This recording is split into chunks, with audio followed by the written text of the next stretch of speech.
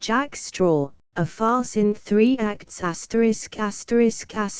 Jack Straw characters Act I Act 2 Act 3 Jack Straw, a farce in 3 acts by W. S. Maugham, London, William Heinemann McMxI. Copyright, London William Heinemann, 1912. This play was produced at the Vaudeville Theatre on 26 March 1908, with the following cast: Jack Straw, Charles Hawtrey, Count von Brummer, H.R. Hignett, Marquis of Salo, Louis Goodrich, Reverend Louis Abbott, Charles Trude, Ambrose Holland, Edmund Maurice, Mr. Parker Jennings, Robert White, John Vincent Parker Jennings, Percy R. Goodyear, head waiter Vincent Earn, servant Norman Wrighton, Lady One Levane Featherstone, Ethel Parker Jennings, Dagmar Wee, Rosie Abbott, Mona Harrison, Mrs. Withers, Joy Chatwin, Mrs. Parker Jennings, Lottie Venn. Jack Straw characters: Jack Straw, Mr. Parker Jennings, Mrs. Parker Jennings, Vincent, Ethel, Ambrose Holland, Lady Wanley, Lord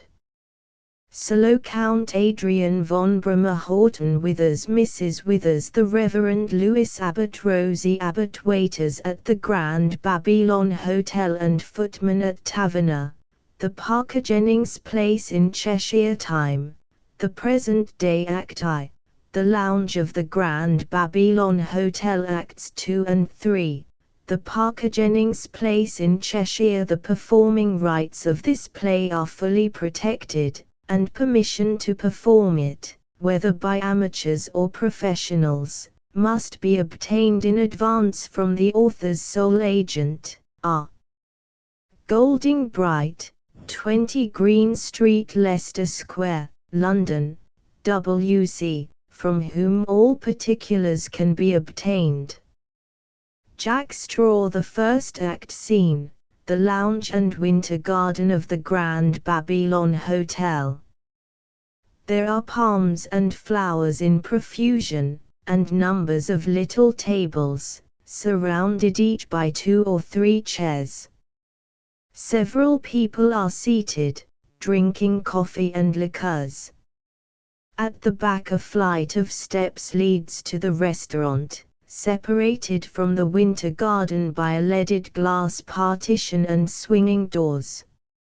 In the restaurant a band is playing. 2 or 3 waiters in uniform are standing about or serving customers. Ambrose Holland and Lady Wanley come out from the restaurant. He is a well-dressed, elegant man of 35. She is a handsome widow of uncertain age. Lady Wanley, pausing at the foot of the steps. Where shall we sit? Holland, let us choose a retired corner where we can gossip in peace. Lady Wanley, nonsense. I didn't come to the Grand Babylon in order to blush unseen. I caught sight of a number of people during luncheon, who I'm quite determined shall catch sight of me now.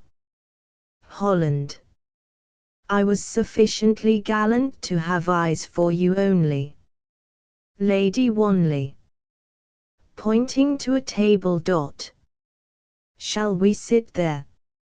Holland, do you mind sitting on the other side? The waiter's rather a pal of mine. Lady Wanley, sitting down. What queer friends you have. Holland, waiter. A waiter. Coming forward. Your waiter will be here in 1 minute, sir. Holland, to Lady Wanley. You see, I've knocked about in so many places that I have friends in every city in the world and every rank in life. Lady Wanley, I suppose you saw the Parker Jennings. They were sitting 3 tables from us. Holland, I did. Lady Wanley, Do you know that she cut me dead when I came in? Holland. I've long told you that Mrs. Parker Jennings is growing exclusive. Lady Wanley.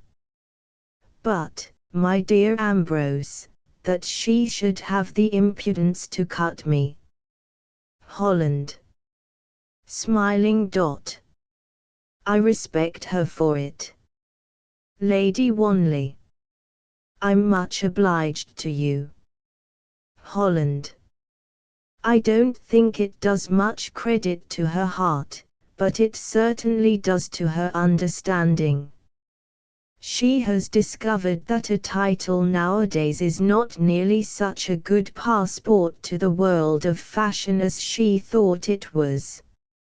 She knows you're as poor as a church mouse, and she's realized that in society the poor are quite rightly hated and despised by all who know them. Lady Wanley. Yes, but remember the circumstances. 5 years ago the Parker Jennings didn't know a soul in the world. They'd lived in Brixton all their lives. Holland. It has been whispered to me that in those days they were known as Mr. and Mrs. Bob Jennings. Not nearly so smart, is it? Lady Wanley. He used to go to the city every morning with a black bag in one hand and an umbrella in the other. Holland. I wish that confounded waiter would come. Lady Wanley. One day an uncle in the north, from whom they vaguely had expectations, died suddenly and left them nearly 2 millions. Holland. Some people are so lucky in the way they choose their uncles. Lady Wanley. He was a hardware manufacturer, and no one dreamt that he had a 10th part of that fortune. I came across them in Switzerland and found they were looking for a house. Holland. So, with a burst of hospitality, you asked them down to Taverner, and they took it for 21 years. Lady Wanley. I introduced them to everyone in the county. I gave little parties so that they might meet people. And now, if you please, the woman cuts me. Holland. Dryly. You have left out an essential detail in the account of your relations with these good folk. Lady Wanley. Have I? Holland. Smiling. You have omitted to mention that when they took Taverner they agreed to pay an exorbitant rent. Lady Wanley. They could well afford it. Besides, it was a historic place. It was worth whatever I could get for it. Holland. Parker Jennings may be very vulgar, but he's as shrewd a man as you'd find anywhere between Park Lane and Jerusalem. Lady Wanley. I haven't the least idea what you're talking about. Holland. Haven't you? Well, then, I venture to suggest that if Mr. Parker Jennings gave you such an enormous rent for Taverner, it was on a certain understanding. He was wise enough to find out that people can live in Cheshire all their lives and never know a soul. I don't suppose he put it in the agreement between you, but unless I am very much mistaken he took your place only on the condition that you should get everyone to call. Lady Wanley. After a brief pause. I was crippled with mortgages, and I had to send my boys to Eton. Holland. Good heavens, I'm not blaming you. I only wish to point out that if you introduced Mrs. Jennings to your friends, it was a matter of business rather than of sentiment. Lady Wanley. With a little laugh. I suppose you think it's very natural that she should wish to kick away the ladder by which she climbed. A waiter comes up to Holland. Waiter, Jack Straw. Yes, sir. Holland. 2 coffees and 2 Benedictines. But you're not my usual waiter. Where's Pierre? Waiter. Blandly. He's attending the funeral of an elderly female relative, sir. Holland looks up quickly, and then stares in a puzzled way. Holland. I seem to know your face. Have I seen you anywhere? Waiter. With a smile. Mr. Ambrose Holland, I think. Holland. Jack Straw. What on earth are you doing here? Jack Straw. My dear fellow, it is possible to be no less of a philosopher in the uniform of a waiter at the Grand Babylon Hotel than in the gown of a professor at the University of Oxford. He goes out. Lady Wanley. Laughing. It's really very odd that waiters should address you as my dear fellow. Holland. What an extraordinary encounter. Lady Wanley. Please tell me who your friend is. Holland. I haven't the ghost of an idea. Lady Wanley. My dear Ambrose. Holland. I first met him in the States.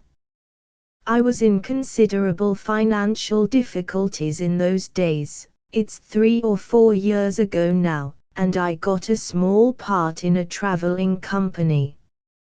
Jack Straw was a member of it, and we became great friends. Lady Wanley. Is that his name? Holland. So he assures me. Lady Wanley. It's very improbable, isn't it? Holland. Very. I believe Jack Straw was a highwayman, or something like that, and he's given his name to a public house in Hampstead. Lady Wanley. He must be an extraordinary man. Holland. He is.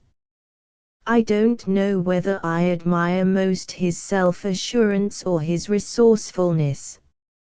I spent with him the last 2 years before my ship came home. We had some pretty rough times together, but he was a pillar of strength. Difficulties seemed to arise only that he might surmount them. Lady Wanley. He sounds quite splendid. Holland. The worst of living with him was that you had no breathing time.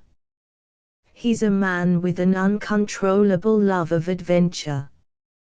Prosperity bores him to death, and time after time, when we'd managed to get out of rough water into smooth, he'd throw up everything for some wild goose chase.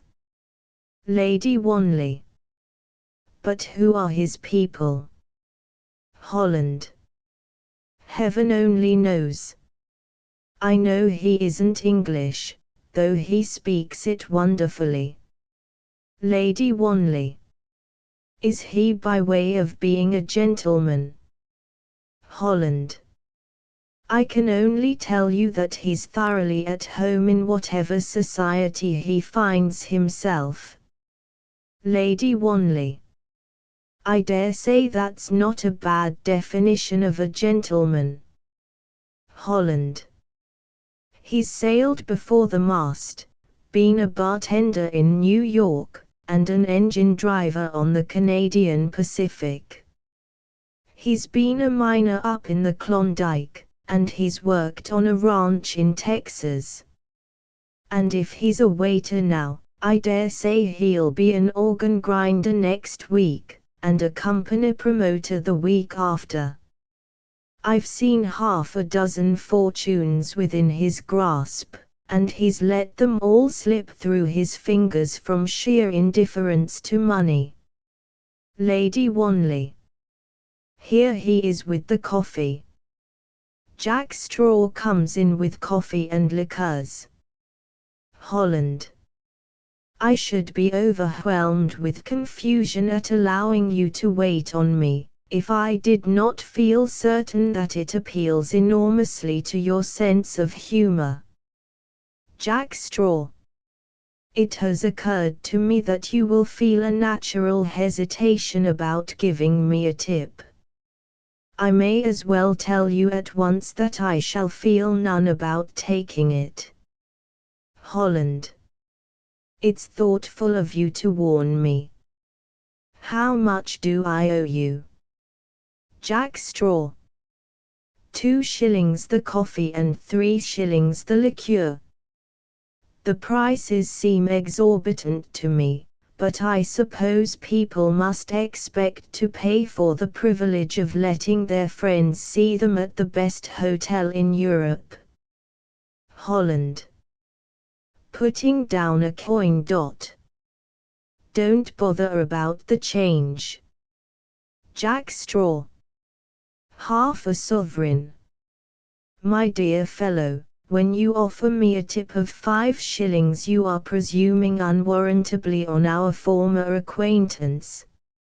Holland. Helplessly. I'm sure I beg your pardon. Jack Straw. I will keep 1 shilling as an adequate remuneration for my services and return you 4. Holland. I am overpowered by your condescension. Jack Straw. To Lady Wanley, who has put a cigarette in her mouth. Light, madam. Holland. I should like to ask you to sit down. Jack Straw. It would be eminently improper. Besides, I have other tables to attend to. But I shall be delighted to dine with you tonight if you have no other engagement. Holland. It's very kind of you. But will not your duties here detain you? Mr. Straw, Lady Wanley. Jack Straw. Bowing. How do you do? I'm only engaged here for the afternoon. Your ladyship is aware that the lower orders make a speciality in the decease of elderly female relatives. Lady Wanley. I have often been impressed by the piety with which they bury their maternal grandmothers. Jack Straw. It appears that Pierre, an old acquaintance of mine, wished to attend the funeral of a widowed aunt, the relic of an egg importer in Soho, and a highly respectable person. Lady Wanley. I can well imagine that nothing could be more respectable than to import eggs to Soho. Jack Straw. The head waiter, who is an excellent fellow, with female relatives of his own, promised to overlook his absence if he could find a substitute. Pierre, like myself, is a person of somewhat striking physique and could find no one able to wear his clothes. He confided his distress to me, and I, knowing that his uniform would fit me like a glove, offered, at once to step into the breach. Holland. I am relieved to hear that your appearance in this capacity is not due to embarrassed circumstances. Jack Straw. I deplore the hastiness of your reasoning. My circumstances are excessively embarrassed. Excuse me, I see some people who are proposing to sit at one of my tables. Meanwhile, people have been coming down from the restaurant and sitting at the various tables. Waiters have been handing them coffee. Horton Withers and Mrs. Withers come down, accompanied by the Reverend Lewis Abbott and Mrs. Abbott, Rosie.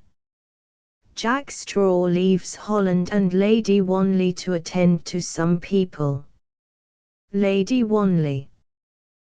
There are the Withers. Why, they've got Rosie with them and her husband.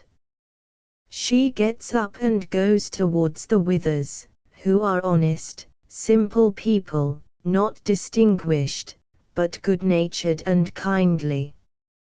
Lewis Abbott is a nice-looking, frank young parson. Rosie is very pretty and fragile. She is simply dressed. Lady Wanley. Smiling to Rosie.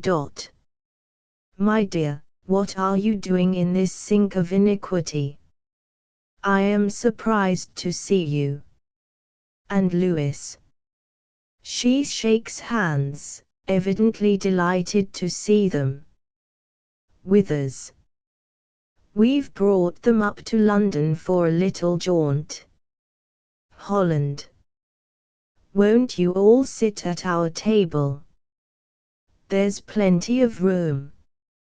Withers. That's very kind of you. To his wife. Fanny, you know Mr. Holland. Mrs. Withers. Yes, of course I do. How do you do, Lady Wanley? Lady Wanley. How do you do? Now you two young things must sit one on each side of me, and you must tell me all about Taverner. Rosie. Oh, we're so happy there, and everything's beautiful, and we just love the house. Lady Wanley. I don't believe you know Mr. Holland. Ambrose, this is Rosie, Jasper Neville's daughter. You knew him well, didn't you? Holland. Of course I did. Lady Wanley. And this is Rosie's husband and my new vicar at Taverner. Abbott. It makes me feel awfully grand. Lady Wanley. I adore them both, so you must like them. These dear things were waiting to be married. Lewis was a curate in some dreadfully shabby suburb, and he's a saint. Abbott. I wish you wouldn't say such absurd things about me. Lady Wanley. Nonsense. He's a saint, but quite a modern nice sort of saint, who plays cricket and doesn't wear a hair shirt. And of course he couldn't marry Rosie, who hadn't a penny to bless herself with, but Providence came to the rescue and carried off our old vicar with influenza. Rosie. What dreadful things you say, Lady Wanley. Lady Wanley. And the living's in my gift, so I gave it to them, and there they are. Rosie. You have been nice to us. Lady Wanley. My dears, you're the only really good people I've ever known in my life. I used to think my boys were till they went to Eton, and now I know they're devils. Withers. We're all under a debt of gratitude to you, Lady Wanley. Everyone worships them in the parish. Abbott. Everyone's been very jolly, and they all try to make things easy for us. Mrs. Withers. You know, they will work so hard, we could hardly persuade them to come up to London for 2 or 3 days. Withers. I dare say you've heard that we've taken a little place near Taverner, Holland. Lady Wanley was telling me at luncheon. Lady Wanley. To Rosie. And are you enjoying yourself in London, darling? Rosie. Enthusiastically. Oh, it's simply splendid. You don't know what a treat it is to us to come to the Grand Babylon. It makes us feel so smart. And tonight we're going to the Gaiety. Lady Wanley. To Withers. It's very nice of you to be so good to these young people. Mrs. Withers. It's a pleasure to us to see how they enjoy everything. Rosie. Do you know the Parker Jennings are here? Isn't it nice? They will be surprised when they see us, won't they, Lewis? Mrs. Withers. With a little sniff. I see Maria Jennings has got a lord with her. Holland. Slow, isn't it? I thought I saw him. Withers. I suppose you know they're trying to hook him for Ethel. Lady Wanley. Good heavens. Mrs. Withers. With a shrug of the shoulders. As long as he's a marquis, and he's that all right, Maria Jennings don't mind the rest. Lady Wanley. I hope Ethel will refuse to have anything to do with him. Rosie. She's a dear, isn't she? I'm so fond of her, and she's simply devoted to Lewis. Lady Wanley. My dear, do you never say anything against anyone? Rosie. With a laugh. Seldom. Everybody's so nice. Lady Wanley. It must make conversation very difficult.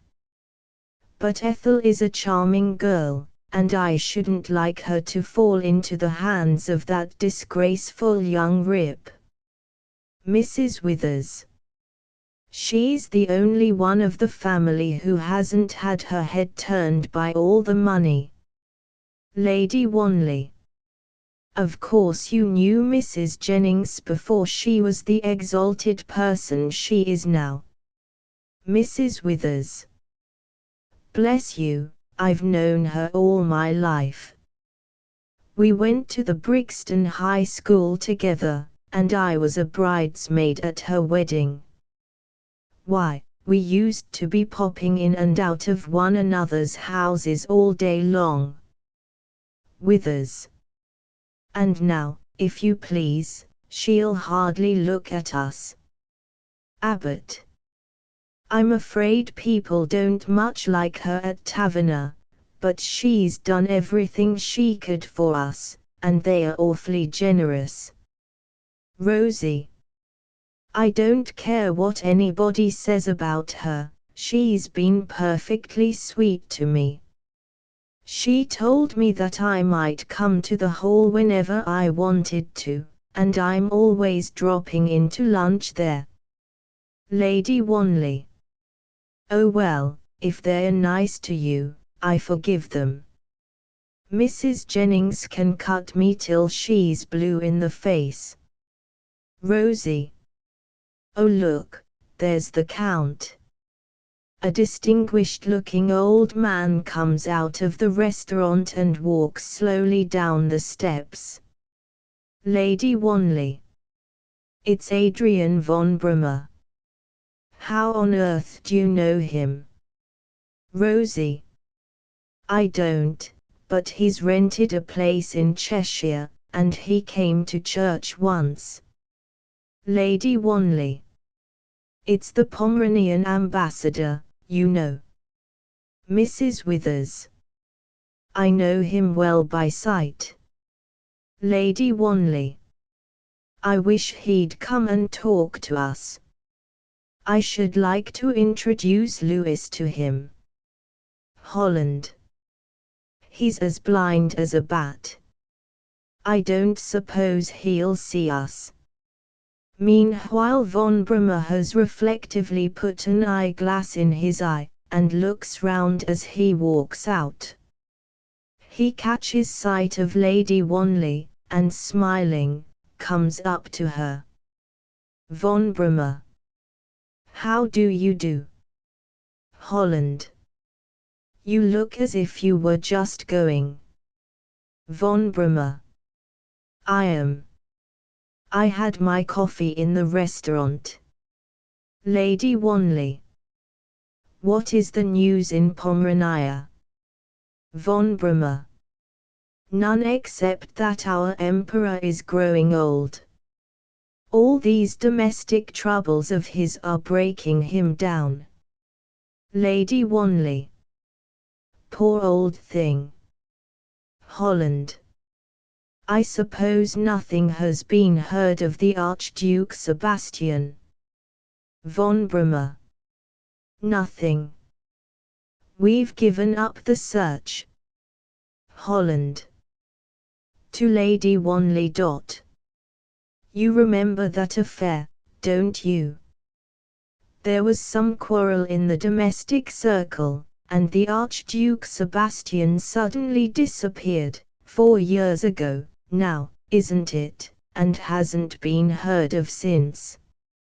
He simply vanished into thin air. Lady Wanley. But how do you know he's alive? Von Brummer. Every Christmas the Emperor receives a letter from him, sent from different parts of the world, saying he's well and happy. Lady Wanley. It's really very romantic. I wonder what on earth he's doing. Von Brummer. Heaven only knows. Lady Wanley. Tell me, how is that nice young attach of yours that I met at luncheon the other day? Von Brummer. The nice young attach has come to a bad end. I've had to send him back to Pomerania. Lady Wanley. Really? Von Brummer. The story is rather entertaining. There's an American woman here who has a passion for titles, and it occurred to my attach one day to introduce his valet to her as Count so-and-so. Of course she was full of attentions and immediately asked the valet to dinner. Presently the story came to my ears. I really couldn't have my attaches playing practical jokes of that sort, and so I sent him home. Lady Wanley. Poor boy, he was so nice. Von Brummer. Goodbye. Lady Wanley. Oh, may I introduce Mr. Abbott to you? He's your new vicar at Taverner. And this is Mrs. Abbott. You must be very nice to her. Von Brummer. I'm delighted to meet you. I've heard wonderful stories of your good works in the parish. Abbott. It's very kind of you to say so. Von Brummer. To Rosie. If you will allow me, I should like to call on you when I come down to Cheshire.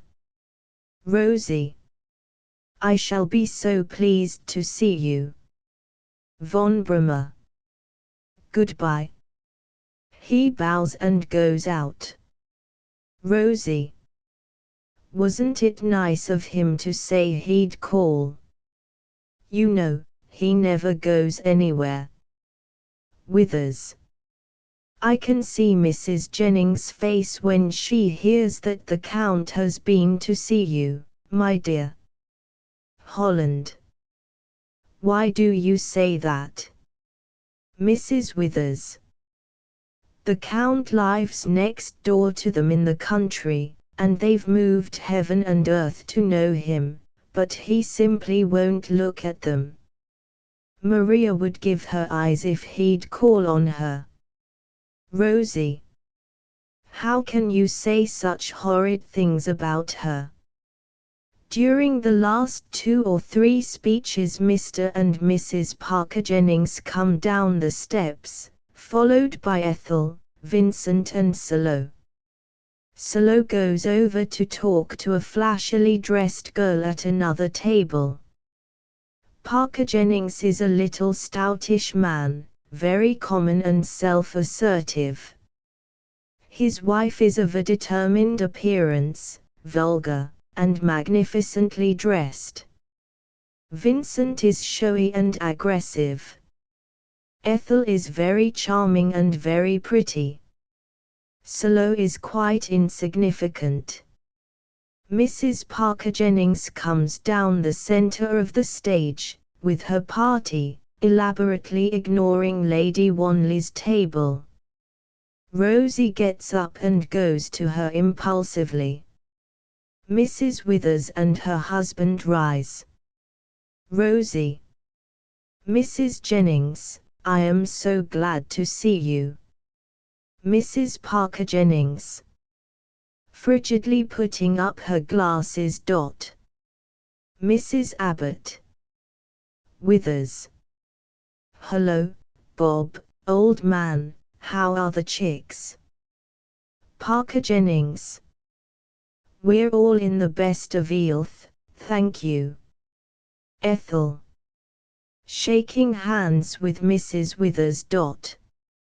I was hoping we should have a chance of speaking to you. Mrs. Withers. What a picture you look, my dear.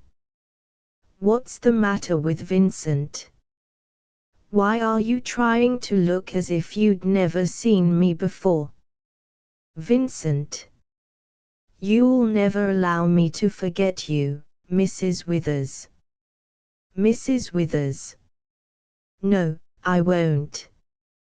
And many's the time I've bathed you, my lad, in that little back room in St. John's Road, Brixton, and don't you forget that either. Rosie. Enthusiastically to Mrs. Parker Jennings. Aren't you surprised to see us here? Mr. and Mrs. Withers are giving us such a treat. Mrs. Parker Jennings. I shouldn't have thought this quite the place for a clergyman's wife to come to. I confess I'm surprised you should find time to leave your work at Taverner in order to gad about in London. Rosie is taken aback by the snub, and her face falls. Rosie. But we're only here for a day or 2. We shall be home on Thursday. I was wondering if I might come up to luncheon as Lewis has got to go out. Mrs. Parker Jennings.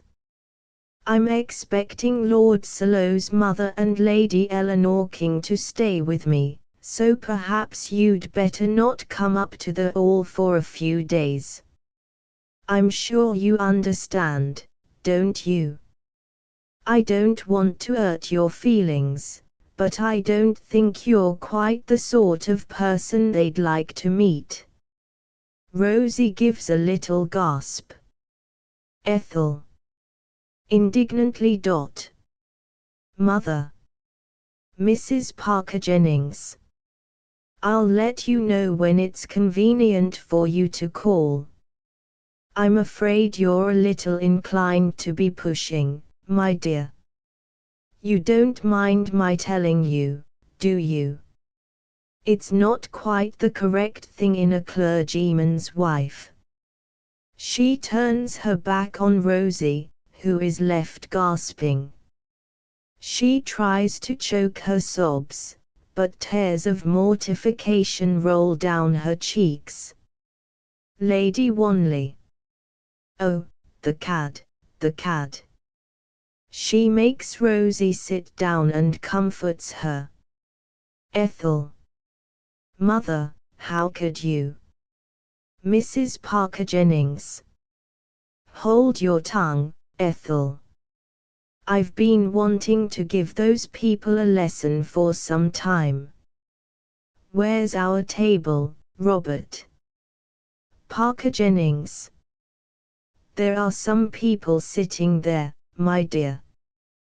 We shall have to take this one. Mrs. Parker Jennings. Didn't you tell the waiter to reserve it? Waiter. Jack Straw. Yes, madam. Mrs. Parker Jennings. You must tell those people that that table's taken. Jack Straw. I'm very sorry, madam. Will this one not do instead? Ethel. Yes, mother. Let's sit here. Mrs. Parker Jennings. I'm not going to let people push me into any ole and corner they like. Vincent. Cheek, I call it. Parker Jennings. Come on, sit down, mother. Mrs. Parker Jennings. Unwillingly taking her seat at a vacant table.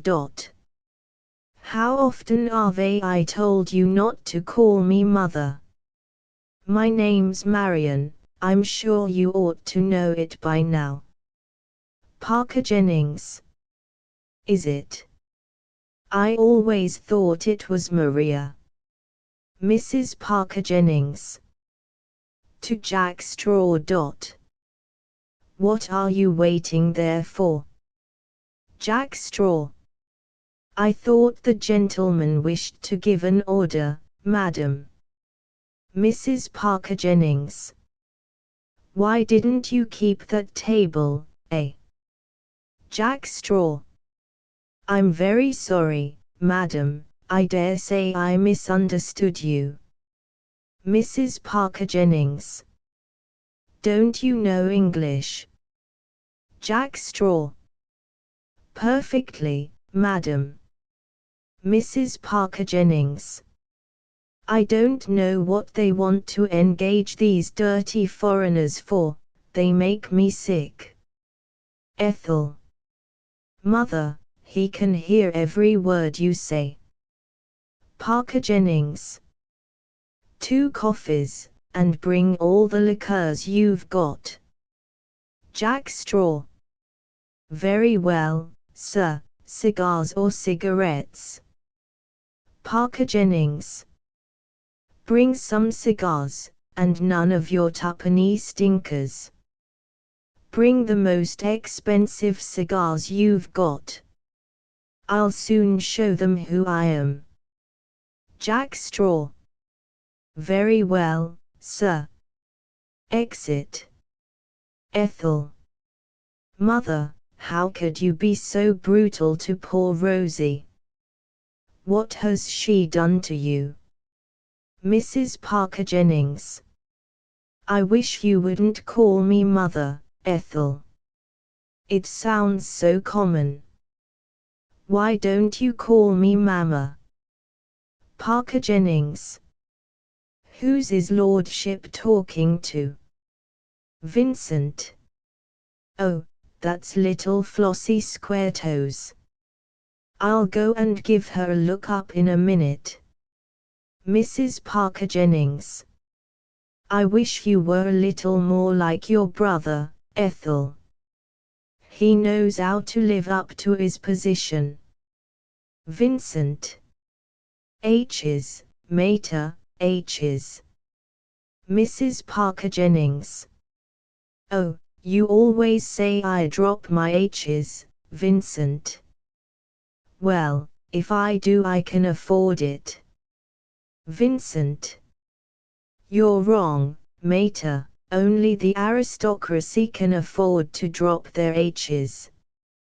Mrs. Parker Jennings. Oh, well, Perhaps we shall be aristocracy one of these days, eh, Robert? Parker Jennings. You leave it to me, my dear. If money can do it. I say, his lordship lapped up that ark of mine at luncheon, didn't he? Mrs. Parker Jennings. I wish you could get out of that habit of yours of always looking at what people eat and drink. And what if he did lap it up? You didn't put it there for people to look at, did you? Vincent. I say, Ethel, you needn't have turned your back on him all the time. Ethel. I thought he drank too much. Vincent.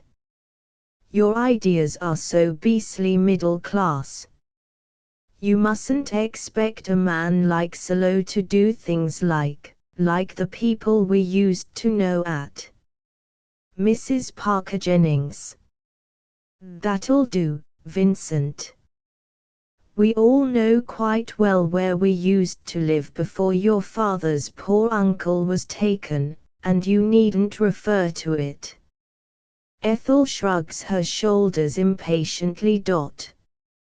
It seems to me that Vincent and I are the only ones of the family who know how to live up to our position.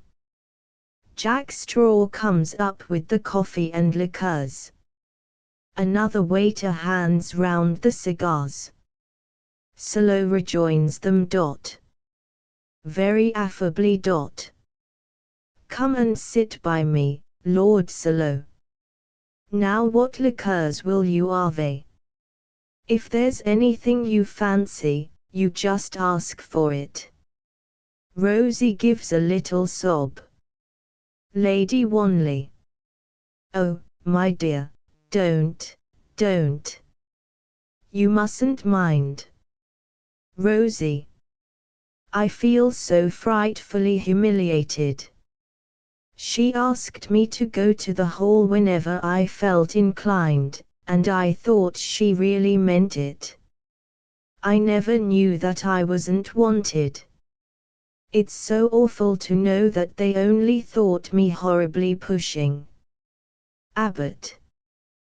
By Jove, I wish it had been one of the men. I should have liked to knock him down and stamp on him. Lady Wanley. My dear Louis, how nice and unchristian of you. I always said you were just the right sort of saint for me. Mrs. Withers. Wouldn't you like to come away now, my dear? Rosie. Oh yes, I feel I want to hide myself. Lady Wanley. Goodbye, darling. Don't take it too much to heart. The Withers, Abbott, and Rosie shake hands with Holland and Lady Wanley, and go out. Did you ever hear anything so fiendish? Oh, if I could only make that woman suffer as she's made poor little Rosie suffer. Suddenly Lady Wanley gets an idea. She leans forward. Ambrose. Holland. What's the matter? Lady Wanley. I've got it. Holland. What do you mean? Lady Wanley. One of these days Mrs. Jennings will give her eyes not to have insulted that poor child. I'm going to give her a lesson that she'll never forget. Holland. She deserves pretty well anything that your feminine spite can suggest. Lady Wanley. I can do nothing without you, Ambrose. Holland. Don't ask me to do anything very disreputable. Lady Wanley. I've got her in the hollow of my hand, Ambrose. Holland. Well. Lady Wanley. Don't you remember that story Adrian von Bremer told us about the attach? Let's try it on Mrs. Jennings. Holland. But. Lady Wanley. Oh, don't make any objections. You must remember. He introduced his valet to a woman as a foreign nobleman of sorts. Holland. I'm bound to say I thought it a very silly trick. Lady Wanley. I have no patience with you. Think how exactly the punishment fits the crime. What a triumph it would be if we got Mrs. Parker Jennings to take to her bosom. Holland.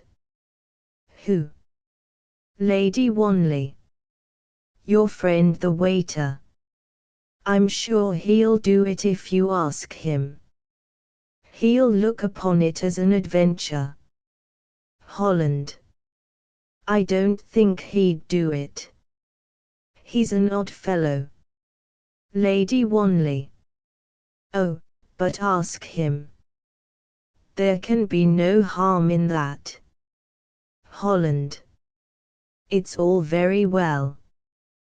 But one has to consider the possible complications. Lady Wanley. There can't be any complications. We only want to punish an insolent snob who's wantonly insulted a woman who never hurt a fly in her life. Jack Straw comes up to their table. Jack Straw. Have you done with the Benedictine, sir? Lady Wanley. Mr. Straw, will you do something for me? Jack Straw. Anything in the world, madam. Lady Wanley. Mr. Holland tells me you're a man of spirit. Jack Straw. Pray tell Mr. Holland he's a man of discernment. Lady Wanley. Are you ready still for any adventure that comes your way? Jack Straw. So long as I can do it with clean hands. Lady Wanley. Dear me. Jack Straw. I dare say your ladyship thinks it odd that a waiter should have susceptibilities. Holland. Let me tell you at once that I highly disapprove of Lady Wanley's idea. Jack Straw. Then pray let me hear it. You always disapprove of everything that is not hopelessly commonplace. Lady Wanley. You told us just now that you were only temporarily engaged here. Jack Straw. Quite right, madam. Lady Wanley. You see those people over there, 2 women and 3 men. Jack Straw. The elder lady was so amiable as to call me a dirty foreigner. Lady Wanley. They're the worst sort of parvenus. I think they're the greatest snobs in London. I have a little grudge against them. Jack Straw. Yes. Lady Wanley. Slightly embarrassed. I want to introduce you to them, as a foreign nobleman. Jack Straw. Giving her a searching look. Why? Parker Jennings. Loudly. Waiter. Lady Wanley. It would amuse me to see them fawn upon you. A pause. Jack Straw. No, I'm afraid I can't do that. Lady Wanley. Frigidly. Then we'll say no more about it. Parker Jennings. Loudly. Waiter. Jack Straw. Going to him. Yes, sir. Parker Jennings. Why the devil don't you hurry up? I've called 3 times. Jack Straw. Blandly. I'm very sorry, sir. I was engaged at another table. Parker Jennings. You seem to think you can keep me waiting all day. I suppose that's why you're called a waiter. Mrs. Parker Jennings. Robert, don't make jokes with menials. Parker Jennings. I've got a good mind to report you to the management. Ethel. Papa, he came as quickly as he could. Parker Jennings. This coffee's disgusting. I don't know what you make it out of. It tastes like ditch water. Jack Straw. I'm very sorry, sir. Let me get you some more. Parker Jennings. And look sharp about it, or you'll find yourself decorated with an order you don't know in your country. Jack Straw. I beg your pardon, sir. Parker Jennings. The Order of the Boot. Vincent.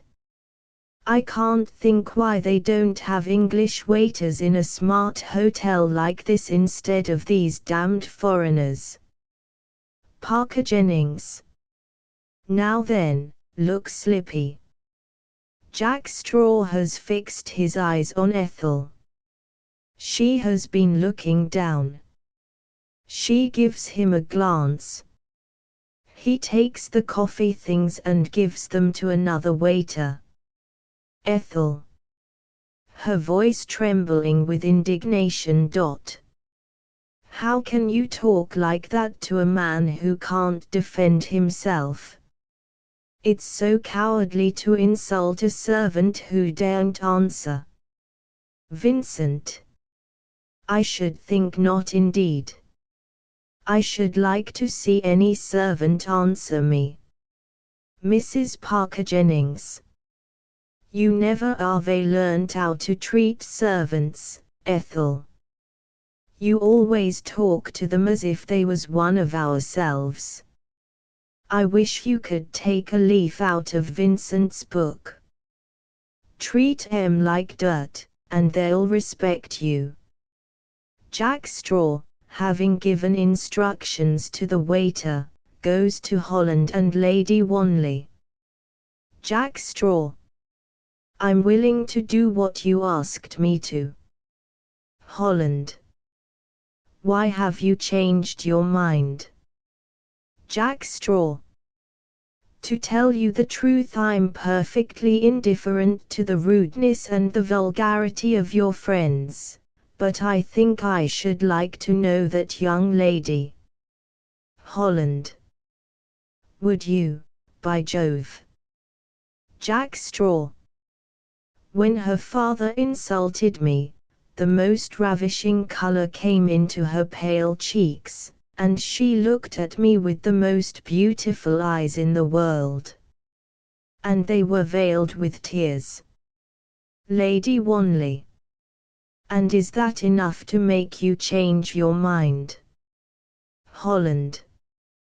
Fortunately, Mr. Straw is not in the habit of falling in love, or I should refuse to hear anything more of this cracked-brained scheme.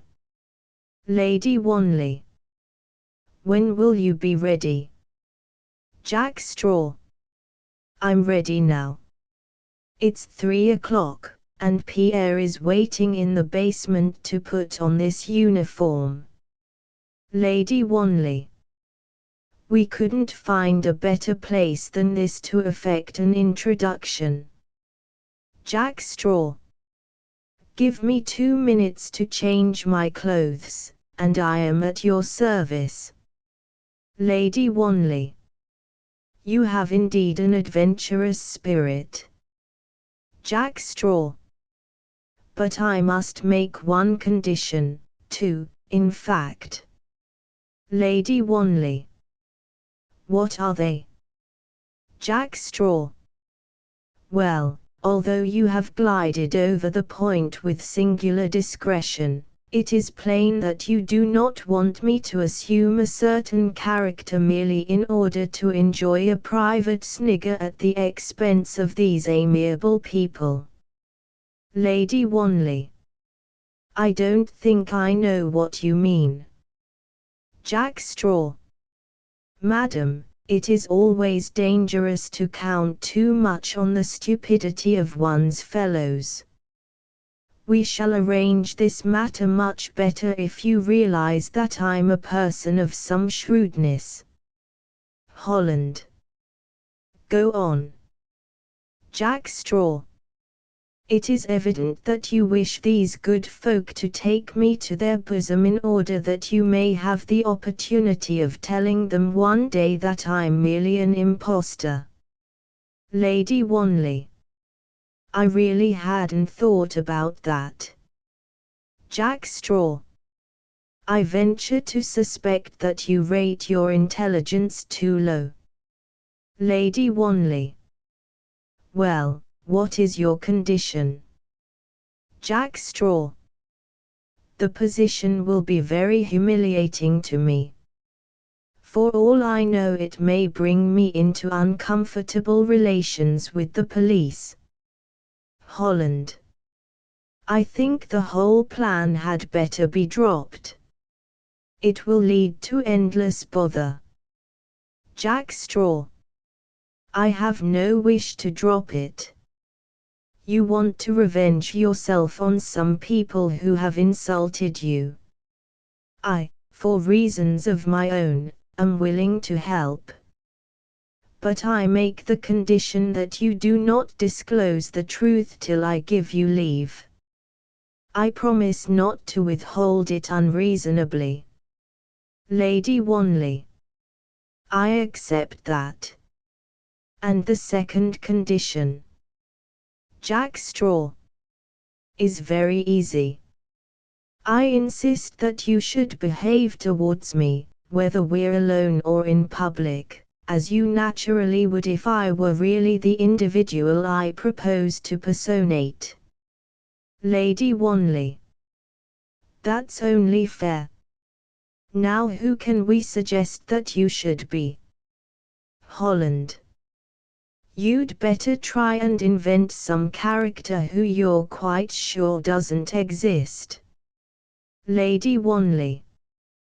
We want something very extravagant and high-sounding.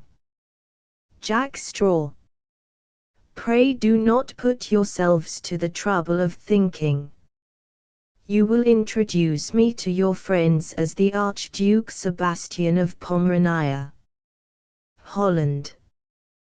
What? Lady Wanley. But that's a real person. Jack Straw.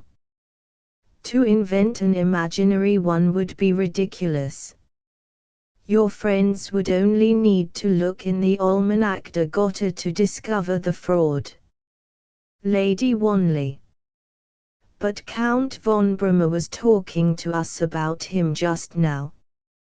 The Archduke Sebastian is the man who mysteriously disappeared. Jack Straw. It's because his whereabouts are unknown that he's the safest person to choose. Holland. You would never be able to pass yourself off for an archduke. Jack Straw. Strange as it may seem to you, a royal prince eats, drinks, breathes, and behaves generally very much like men of baser clay. Lady Wanley. You'd be found out in a week. Jack Straw. But how do you know I'm not the Archduke Sebastian? Holland. With a scornful laugh. You look it. Lady Wanley. But you'd want a suite and all sorts of things. Jack Straw. The man is notoriously eccentric. I think it very likely that the company of a stuffy old colonel of dragoons would bore him to death. Holland. It's preposterous. Jack Straw. You may either take it or leave it. I will be the Archduke Sebastian or nobody. Lady Wanley. After all, Mrs. Jennings will probably never have heard of this trumpery Archduke. Jack Straw. And if she has, what more probable than that, having had enough of retirement, he should enter once more upon the position which is his by rights.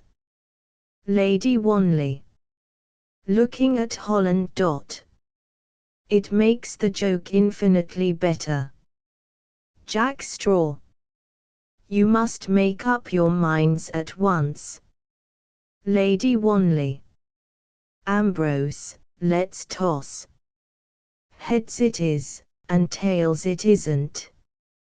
Holland. All right. He tosses a coin. Tails. Lady Wanley.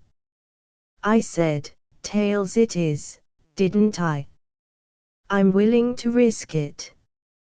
Jack Straw. Give me 2 minutes. He goes out. Holland.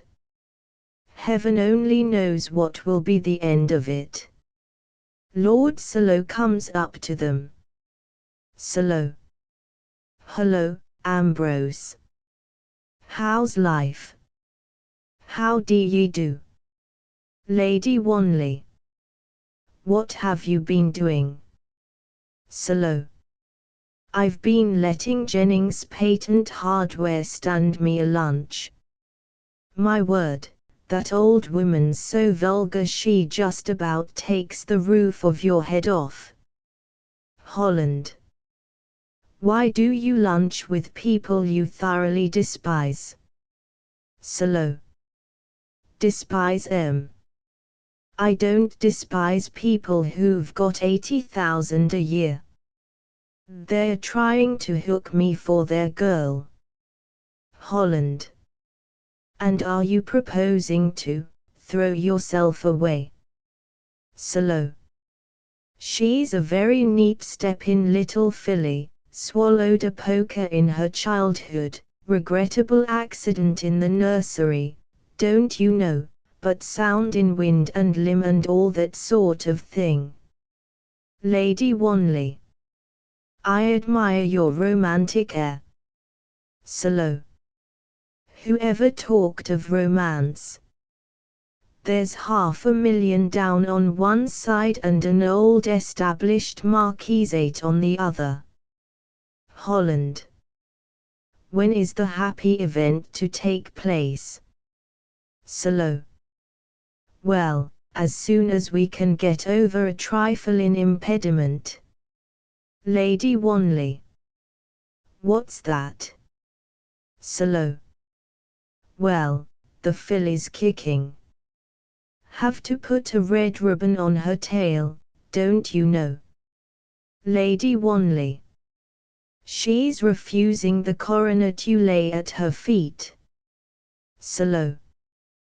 Won't touch it with the fag end of a barge pole.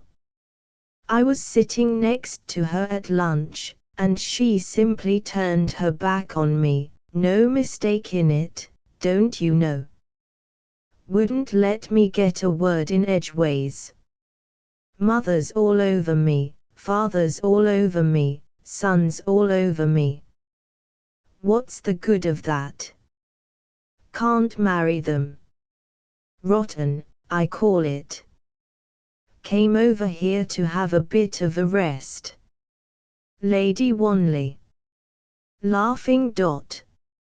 And how'd you like Vincent? Salo. Rotten bounder. Can't stick him at any price, knows too many lords for me.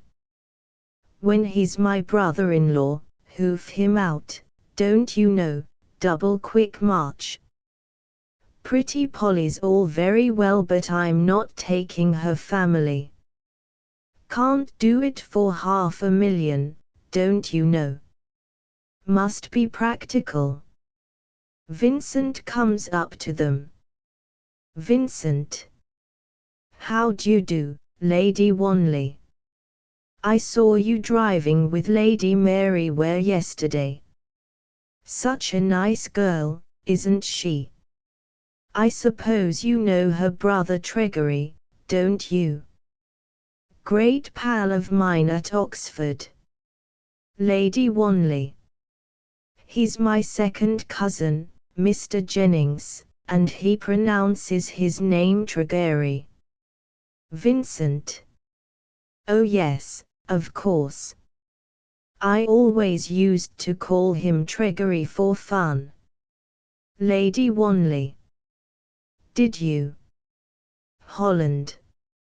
You have a very keen sense of humor. Vincent. I was just having an argument with the mater as to what relation he was to the Duke of Sherwin. Lady Wanley. I'm afraid I haven't your intimate knowledge of the peerage, but I should think the only relation they've had in common for the last 2 centuries is that lamented monarch, Charles II. Vincent. To Salo. Nice chap, Sherwin. Salo. Dunno him. Vincent. Don't you? Not know Sherwin. I must introduce you to him. I'm sure he'd like to know you. Thorough sportsman. Salo. Is he? Vincent. Yes, rather. I saw him looking on at a cricket match the other day. Great pal of my governor's, you know. Thorough English gentleman. Salo. They'd get on well together. Lady Wanley. To Holland. Here is our friend. Jack Straw comes in, hat and cane in hand. He wears a very smart suit, tailcoat, grey trousers, and see Jack Straw. I'm so sorry I couldn't come to lunch with you. He shakes Lady Wanley's hand, she slightly curtsies to him. Mrs. Jennings nudges her husband, and they both stare with all their eyes. Lady Wanley. It's very good of you to have come now, sir. Jack Straw. Ah, my dear Holland, you are looking the picture of health. Holland. It's very kind of you, sir. Lady Wanley. May I introduce Lord Salo to you? Jack Straw. Shaking hands with him. How d'you do? I think your father was ambassador in Pomerania for some time. Salo. Yes, he was. Holland. Surprised. How did you know that, sir? Jack Straw. I remember him quite well. He used to play with me when I was a little boy. I was so sorry to hear of his death. Salo. He wasn't a bad old buffer. Kept me deuced short of money, though. Jack Straw. Gaily. But unless you introduce me to Lord Salo he won't know who on earth I am. Lady Wanley. I thought everyone knew, at least by sight, the Archduke Sebastian of Pomerania. Jack Straw.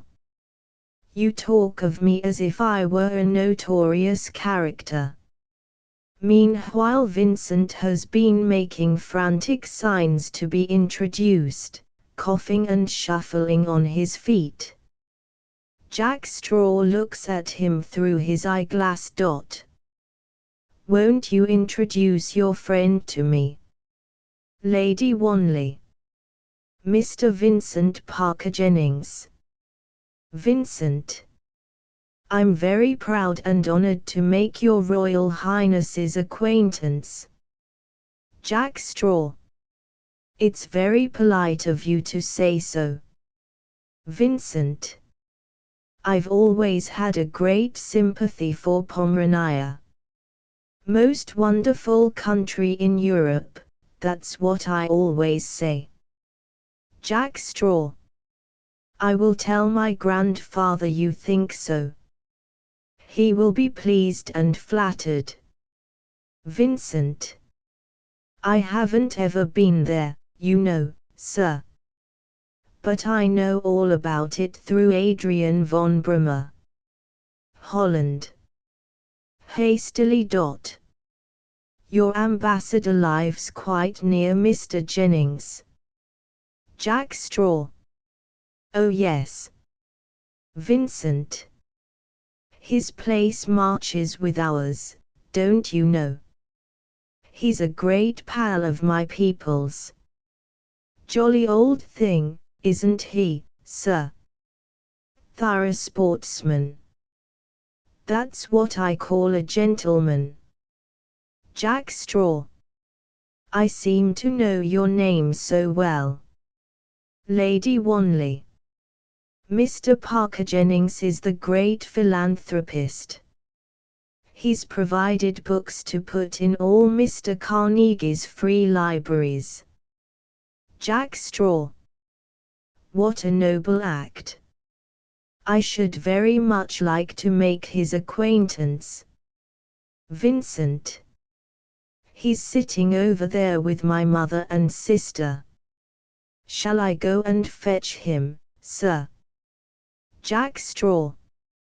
It's very kind of you to take so much trouble. Holland. To Jack Straw in an undertone. For goodness sake, be careful. Jack Straw. Putting up his eyeglass. I beg your pardon, I did not catch what you said. Pray repeat it. Holland. Embarrassed. It was of no consequence, sir. Mrs. Parker Jennings. To Vincent. Who is he, Vincent? I saw a curtsy to him. Vincent. Come along, Pater. He wants to be introduced to you. Mrs. Parker Jennings. I'm coming too, Vincent. Vincent. Awfully jolly chap. Archduke Sebastian. What ho! Parker Jennings. But look here, Vincent, I don't know how to talk to royalty. How shall I address him? Vincent. Oh, that's all right. Say sir wherever you can slip it in, and when you can't, say Royal Highness. Jack Straw comes forward a little with Lady Wanley. Lady Wanley. This is Mrs. Parker Jennings. Jack Straw. Shaking hands with her. I'm delighted to make your acquaintance. Turning to Parker Jennings. I have often heard of you, Mr. Lady Wanley. Prompting. Parker Jennings. Jack Straw. With a relieved smile. Mr. Parker Jennings. I'm sure I wish we had in my country more men of your public spirit and disinterestedness. Parker Jennings. Very nervously. I try to do my little best, you know, sir, your Royal Highness. Jack Straw. Won't you introduce me to your daughter? Parker Jennings. I'm sure, sir, your Royal Highness is very affable. Ethel. Ethel slowly comes forward, and curtsies. He looks at her steadily, takes her hand and kisses it. Vincent. In an undertone. What ho! End of the first act. The second act. The drawing room at Taverner, the Parker Jennings place in Cheshire. Large French windows lead out onto the garden. Mrs. Parker Jennings, magnificently dressed, is standing in the middle of the room. Parker Jennings comes in, rubbing his hands. Parker Jennings. The band has come, my dear, and they're ready to start playing the moment anyone turns up.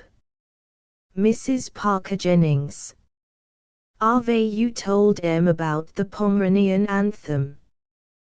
Parker Jennings. What do you think, my dear? Mrs. Parker Jennings. I wish you wouldn't answer me like that. Why don't you say yes or no? I can't abide these city ways of yours. Parker Jennings. I was only being facetious, my dear. Mrs. Parker Jennings. I should have thought you'd learned by now that it's vulgar to be funny. You've never heard a duchess make a joke, have you? Vincent comes in. Vincent. I've just been round the refreshment tents. There's one thing, people can't say we haven't spread ourselves out. Parker Jennings. Rubbing his hands. I haven't spared a single expense. The band's down from London, and the refreshments are from Gunter's. There's not a cigar on the place that cost less than 1 6, and that's the wholesale price. Mrs. Parker Jennings. Oh, we've done it well, there's no denying that. I've asked the Withers, Robert. Florrie Withers will be mad with jealousy. I shouldn't wonder if she didn't choke with envy when she swallowed a caviar sandwich. Parker Jennings. It was a rare stroke of business when we got the Archduke to come and stay. Vincent. That's through me, Pater. You'd never have known him if I hadn't been on the spot. Mrs. Parker Jennings. And I've asked Lady Wanley.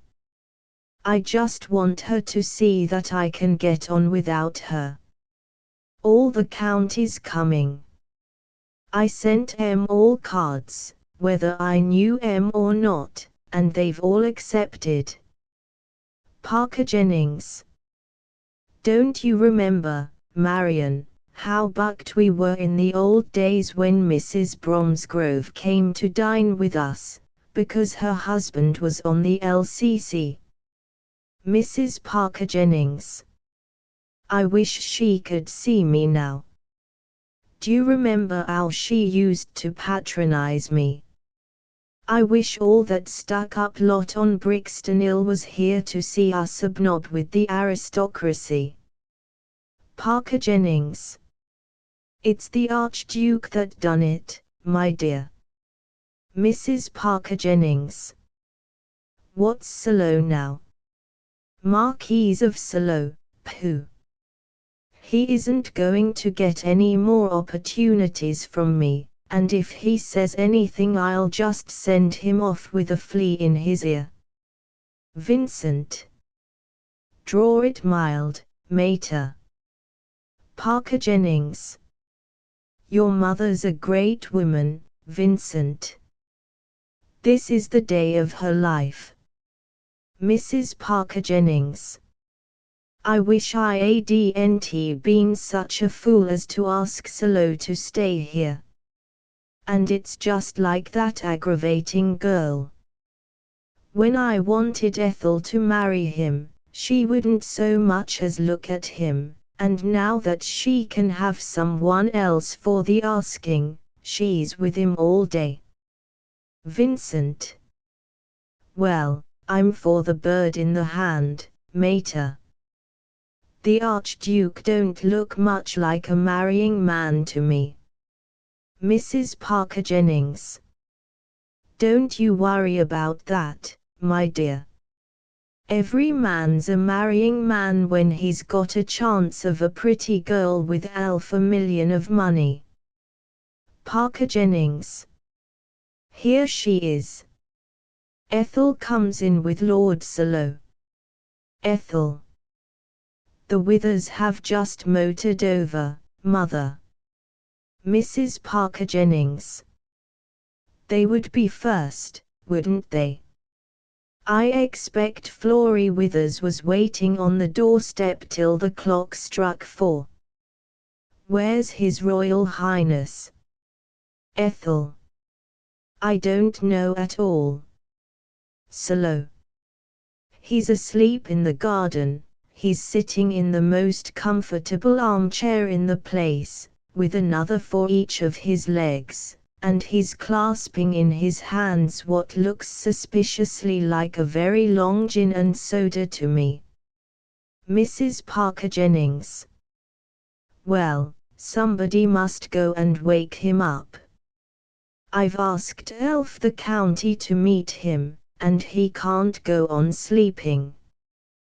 Jack Straw comes in. Jack Straw. I say, what have you got a beastly band playing the Pomeranian anthem for? Woke me up. I was having such a jolly sleep too. Mrs. Parker Jennings. Very affably. The people are just coming, sir. Jack Straw. What people? Parker Jennings. All the very best people in Cheshire, sir, no outsiders today. What ho? Jack Straw. Good Lord, are you giving a party? Mrs. Parker Jennings. Don't you remember, sir? I asked if I might invite a few friends to meet you. Jack Straw. Oh, yes, Lady Wanley and Holland. I thought we might have a jolly little game of bridge in the garden. What have you got the village band in for? Vincent. That's not the village band, sir. That's the Royal Blue Orchestra. Parker Jennings. Cost me £150 to have them down. Special train from London, and I don't know what all. Vincent. Shut up, Pater. You needn't tell everyone how much you paid for things. Jack Straw. How many do you expect? Mrs. Parker Jennings. Oh, only my most intimate friends, about. Jack Straw. Yes. Mrs. Parker Jennings. Well, about 350.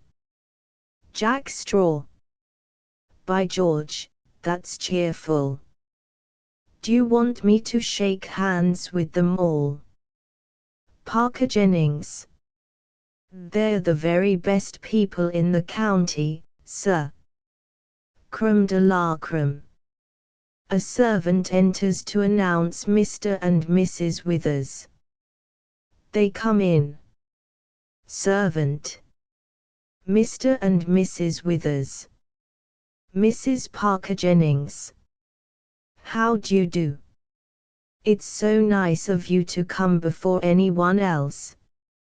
Mrs. Withers. We know you're not used to these grand affairs, Maria, and we thought you might want a couple of old friends to do something for you. Mrs. Parker Jennings. Oh, thank you. But there are plenty of servants. May I introduce Mr. and Mrs. Withers to your Royal Highness? Jack Straw. How d'you do?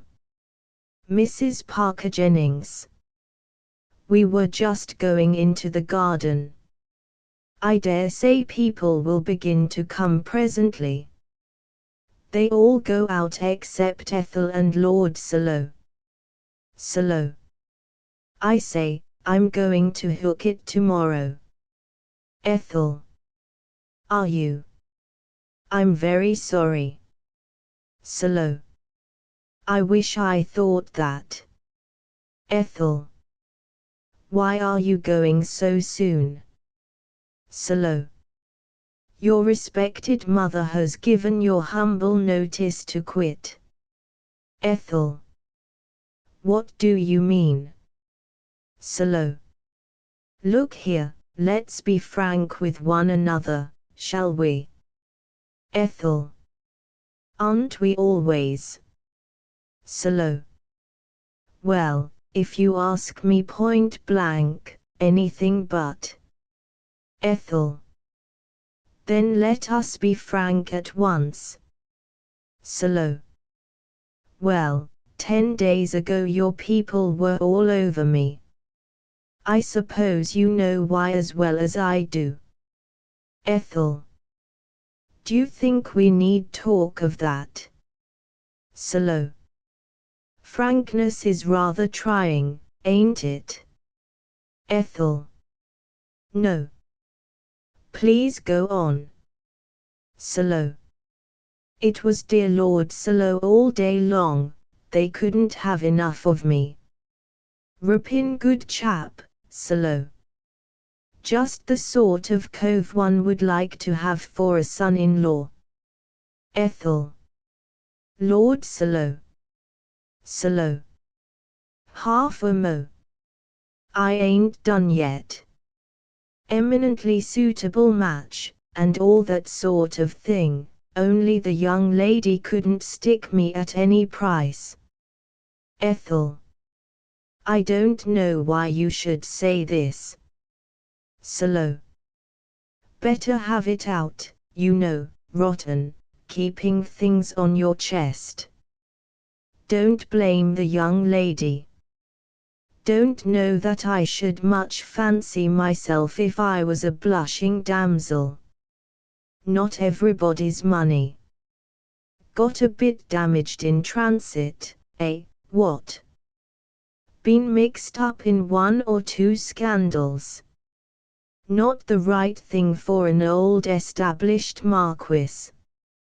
Bit inclined to drink.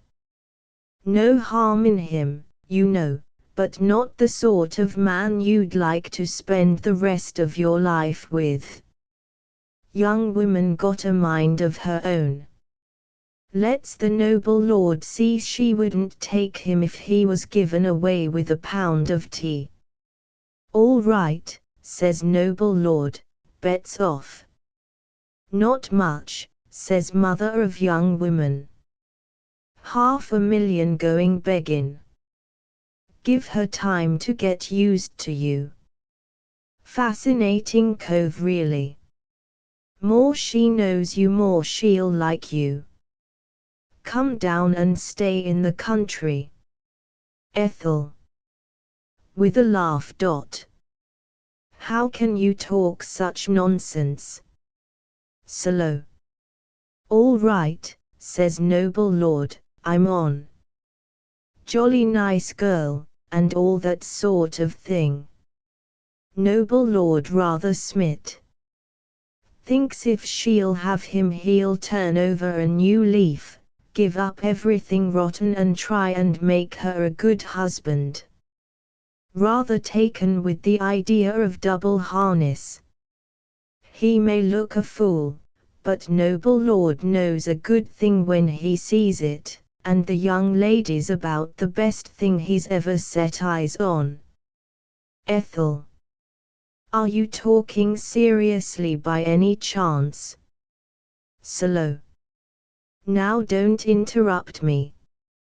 I've just got into a good steady canter, and I'll get it all off my chest at once. Ethel. I'm so sorry. Solo. Well, when eligible Marquis gets down in the country, what do you think he finds? Blessed if there ain't a foreign prince on the scene. My word, that's enough to put the noble lord's aristocratic nose right out of joint, ain't it? Look here, old boy, you keep your weather eye open, and all that sort of thing, says the noble lord to himself. Maybe an ass, don't you know, but when there's a bloomin' hurricane coming along he can see which way the wind is blowin'. Brother rather chilly, father rather chilly, mother regular iceberg. All right, says noble lord to himself, but what about pretty Polly? Ethel. Is that me by any chance? Solo. For the last month pretty Polly had been simply turning her back on noble lord, snubbing him right and left, and all of a sudden she becomes extraordinary affable. Hullo, what's this, says noble lord, and his little heart goes pit-a-pat. He may be a fool, but he ain't a damned fool, and in a day or two he tumbles to it. So, like a wise man, he packs his bag and hooks it. Ethel. I don't know what on earth you mean. Solo. Don't you? Well, will you have it straight from the shoulder? Ethel. We agreed to be quite frank. Solo. All right. No spoof.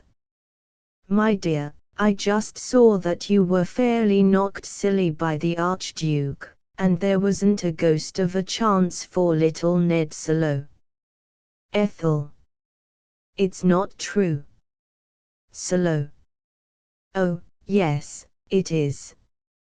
You see, I'm a bit knocked silly myself, and that makes you precious far-sighted. Ethel. You. Solo.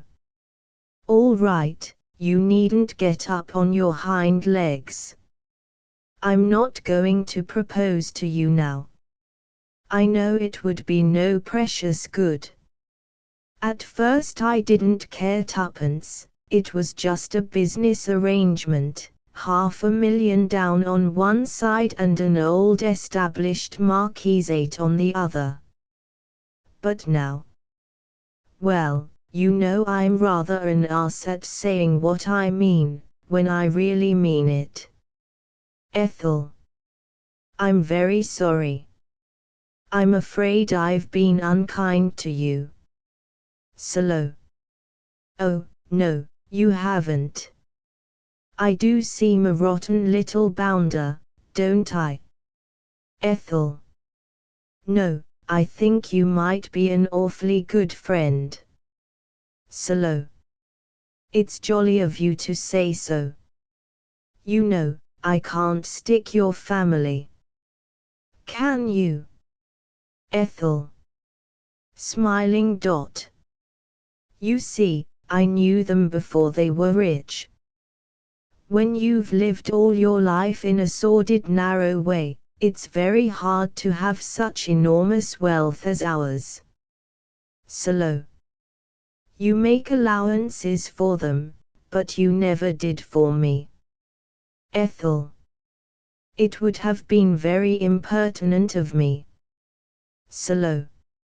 It never struck you that it's devilish hard to be a marquis with no means of livelihood but your title. And the worst of a title is that it'll get you plenty of credit, but deuced little hard cash. Ethel. I never thought of that. Solo. Well, look here, what I wanted to say is this: it's no business of mine about the Archduke. You know, I don't know much about royalty, but I don't think a foreign prince is likely to marry the daughter of nobody in particular just because she's got nice eyes and a pot of money. Ethel is about to speak. No, let me go on.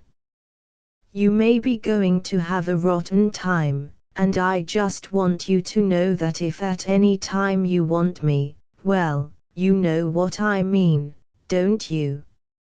Let's forget that you're an heiress, and I'm an old established marquis. You're an awfully ripping sort, and I'm just Ned Solo. I'm not a bad sort either, and perhaps we might be happy together. Ethel touched. It's very charming of you. I'm so glad that I know you better now. Whatever happens, I know I can count on you. Solo. That's all right then. Meanwhile, noble lord's going to hook it, leave the coast clear, and bear it like a man, don't you know? Enter Jack Straw. Jack Straw. Well, how are the weather and the crops? Solo. Rather surprised. Blessed if I know, sir. Jack Straw. I merely asked because you looked as if you'd been discussing them. He gives Solo a glance. Solo shows no sign of moving. Jack Straw. I'm not driving you away, am I? Solo. Getting up. Not at all, sir.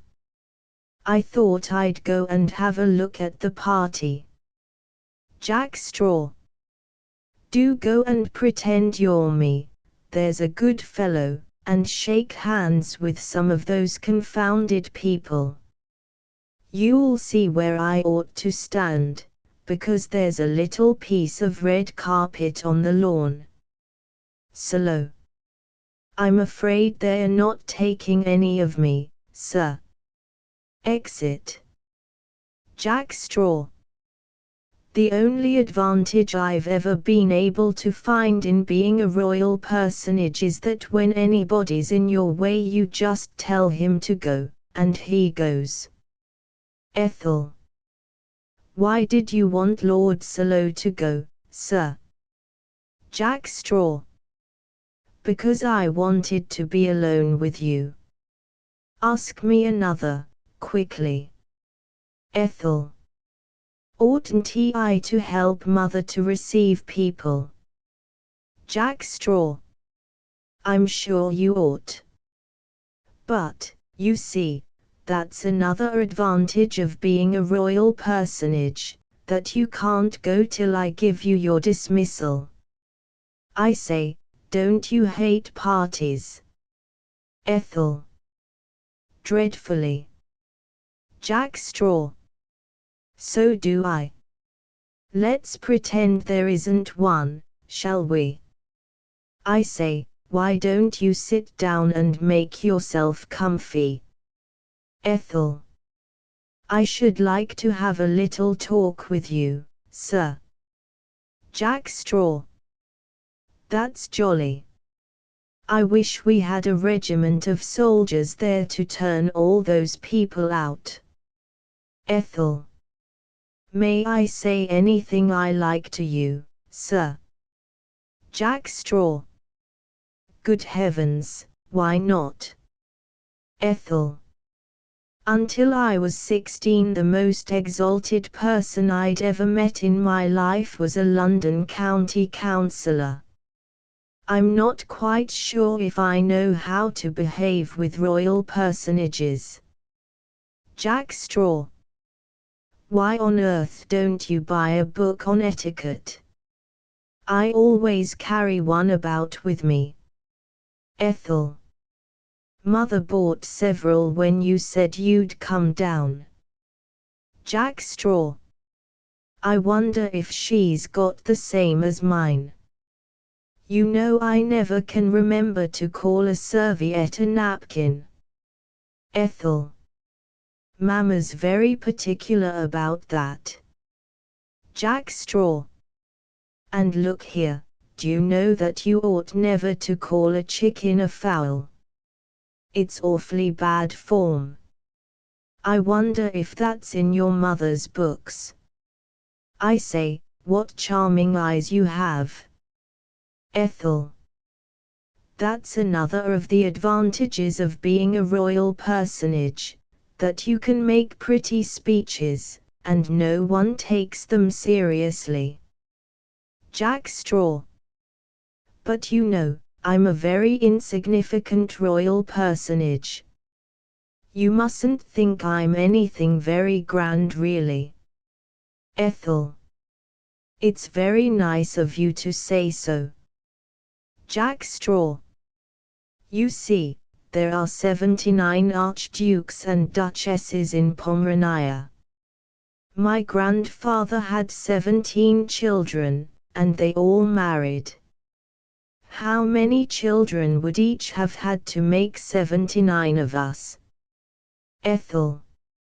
It sounds very difficult. Jack Straw. But you see I can't be very important, can I? And of course I've got practically no money to speak of. Ethel. It's very good of you to put me at my ease. Then you won't mind if I say exactly what I want to. Jack Straw. You won't give me good advice, will you? I've got 79 relations, and they all do that. Ethel. I wouldn't venture. Jack Straw. I'll bear whatever else you say with fortitude. We'll pretend that you're just Miss So-and-so. Ethel. As in point of fact, I am. Jack Straw. And that I'm Jack Straw. Ethel. Surprised. Why on earth Jack Straw? Jack Straw. Indifferently. It's the name of a public house in Hampstead. Pray go on. Ethel. I wondered if you'd do me a great favor. Jack Straw. Ask me for the moon, and it shall be left at your front door by Carter Paterson tomorrow morning. Ethel. It's something much simpler than that. Jack Straw. Put me out of suspense quickly. Ethel. I should be very much obliged if you'd go away. Jack Straw. Much surprised. Now. Ethel. I didn't mean actually this minute. But if it suited your arrangements to go tomorrow. Jack Straw. You don't mean to say you want me to go away altogether? Ethel. That is precisely what I did mean. Jack Straw. Couldn't you ask me something easier than that? Ask me for a lawyer who never told a lie, and I'll deliver him to you, bound hand and foot. Ethel. I don't happen to want one just at this moment, thank you. Jack Straw. But I'm having a very jolly time down here. Ethel. With a change of tone. Don't you see that you're exposing me every day to the most cruel humiliation? Jack Straw. I thought I was making myself so pleasant. Ethel. Oh, don't pretend you don't understand. I've seen the twinkle in your eyes when my mother set a little trap for you to fall in. Jack Straw. I always fall in very neatly. Ethel. But what do you think I felt when I knew how clearly you saw that she was throwing me at your head? Jack Straw. It's a distinctly pleasing sensation to have a pretty girl thrown at your head. Ethel. It was only a joke to you, you don't know how ashamed I was. Jack Straw. But why do you suppose I came down to Taverner, to see your father and mother? Ethel. I don't know why you came, unless it was to make me desperately wretched. Jack Straw. What would you say if I told you that I came because I loved you at first sight? Ethel. I should say that your Royal Highness was very polite. Jack Straw. Now, look here, don't you think I'm rather nice, really? Ethel. It would surely be very impertinent of me to have any opinion on the subject. Jack Straw. Our friend Solo would describe that as one in the eye. Ethel. Would you allow me to go back to my mother's guests, sir? Jack Straw. Imperturbably. Do you think you'd like me any better if I weren't an archduke? Ethel. I haven't thought about it. Jack Straw. Then please give the matter your immediate attention. Ethel. I should certainly like you no less. Jack Straw. I have no doubt that if I were just a penniless adventurer you'd simply dote upon me. Ethel. I don't know if I'd put it quite so strongly as that. Jack Straw. You know, I'm afraid you're hopelessly romantic. You've confessed your attachment to me, and just because I happen incautiously to have chosen an emperor for my grandfather, you want me to go away. It's so unreasonable. Ethel. But I haven't confessed anything of the sort. Jack Straw. I look upon your request that I should go away as equivalent to an avowal of undying passion. Ethel. Shall I tell you what I would say to you if you weren't an archduke? Jack Straw. Yes. Ethel. I'd say you were the most audacious, impudent, and impertinent man I'd ever seen in my life. She gives a rapid, ironical curtsy, and goes out. He is about to follow her when Lady Wanley and Holland come in. Jack Straw stops and shakes hands with them. Jack Straw. Ah, I was hoping to have the pleasure of seeing you. You wrote me a little note, Mr. Holland.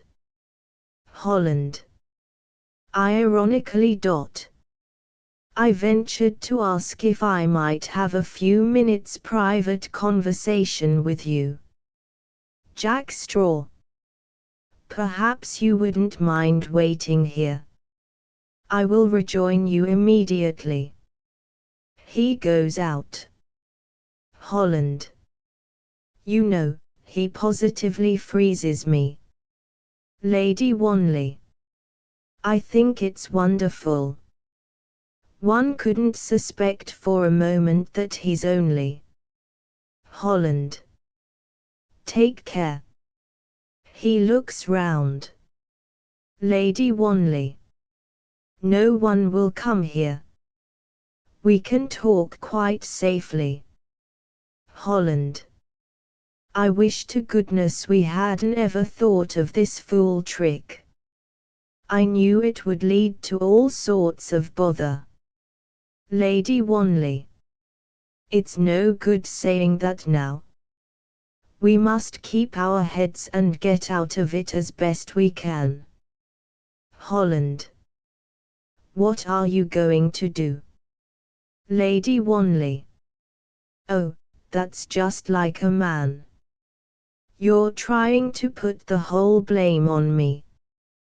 What are you going to do? Holland.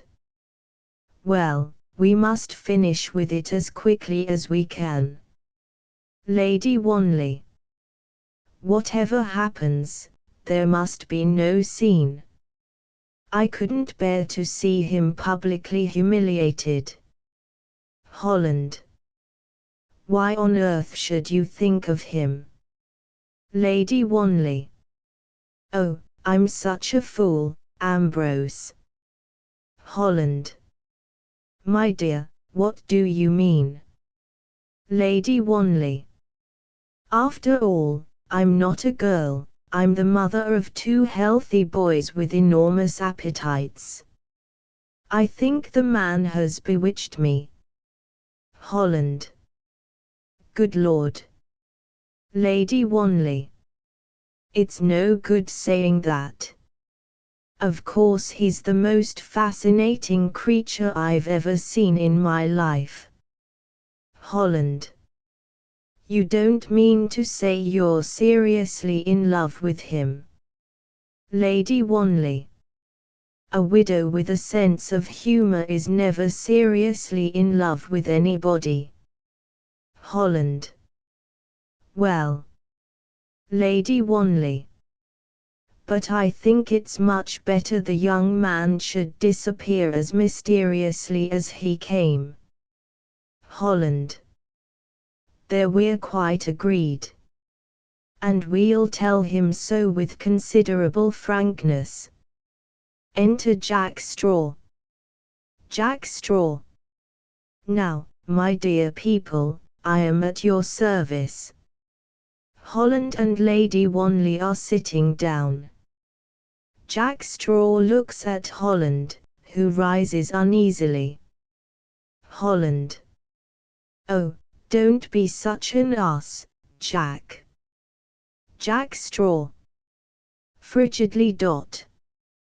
I beg your pardon. Pause. Perhaps you'd be good enough to put down my hat. Holland takes it and flings it crossly on a chair. Jack Straw. I don't think you're in a very good humor this afternoon, Mr. Holland. I venture to think your manners leave something to be desired. Holland. Look here, we've had enough of this tomfoolery.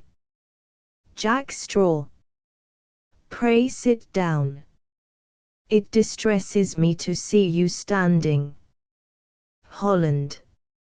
I believe the man's out of his senses. Lady Wanley. Very amiably.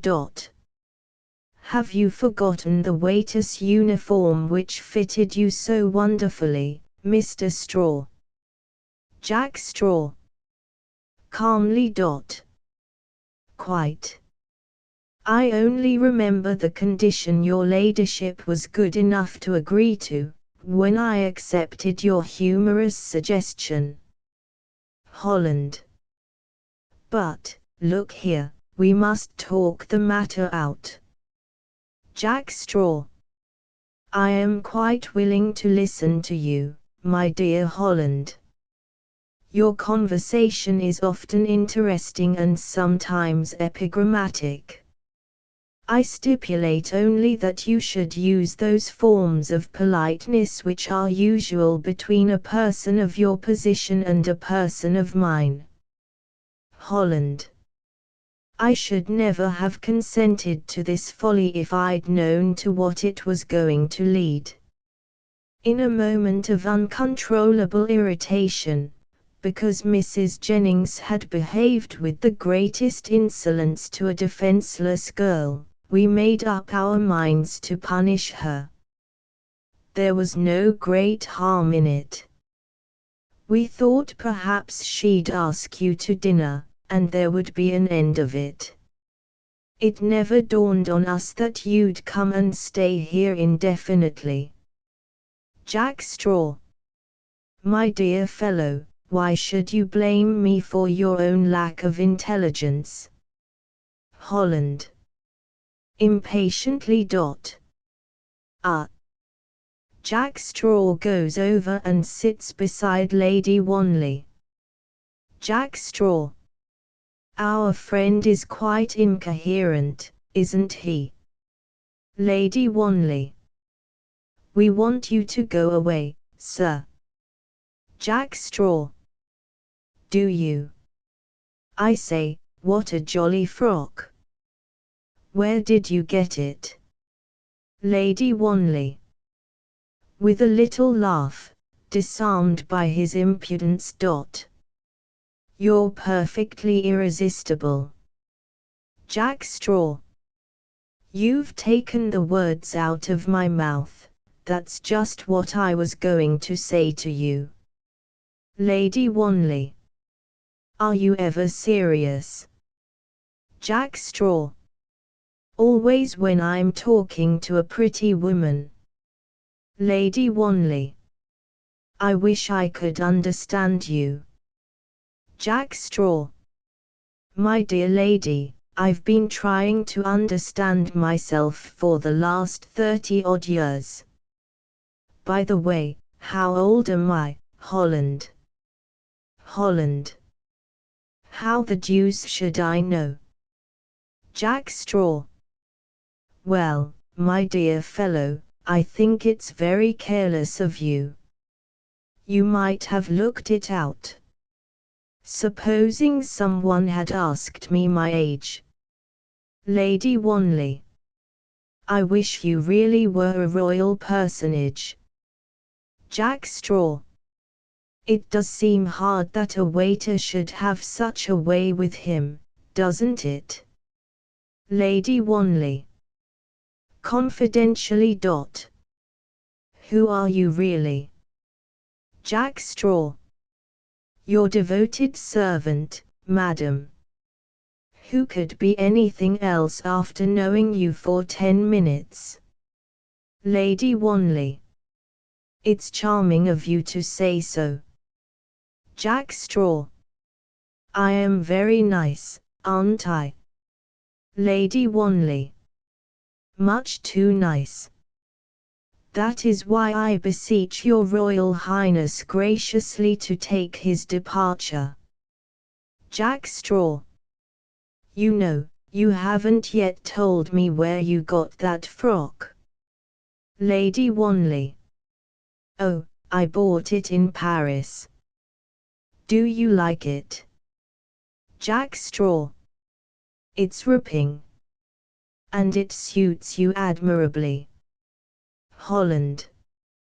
Isabel, we came here to be sensible. Lady Wanley. My dear Ambrose, let me be sensible in my own way. Jack Straw. Oh, my dear Holland, I wonder if you'd very much mind going to see if my red carpet is still in its place. Holland. I'm not going to be made a fool of by you, my friend. Jack Straw. Why not? You're doing it very well. Lady Wanley. Don't be piggy, Ambrose. Holland. What on earth do you want me to do? Lady Wanley. I'm simply dying of thirst. I wish you'd get me a glass of lemonade. Holland. I have no intention whatever of stirring from this spot. Jack Straw. I've been wondering for the last week what I should do if I signified his dismissal to anyone, and he flatly refused to go. Very awkward, isn't it? Lady Wanley. Mahomet and the mountain isn't in it. Jack Straw. Of course 100 years ago I'd have cast him into a dungeon. But, between ourselves, I don't happen to have a dungeon handy. Holland. Now look here, we've had enough of this nonsense. The joke has gone far enough. Are you going or not? Jack Straw. Well, if you ask me point blank, I'm not. Holland. But don't you know that I have only to say 2 words for you to be kicked out of the house by the servants?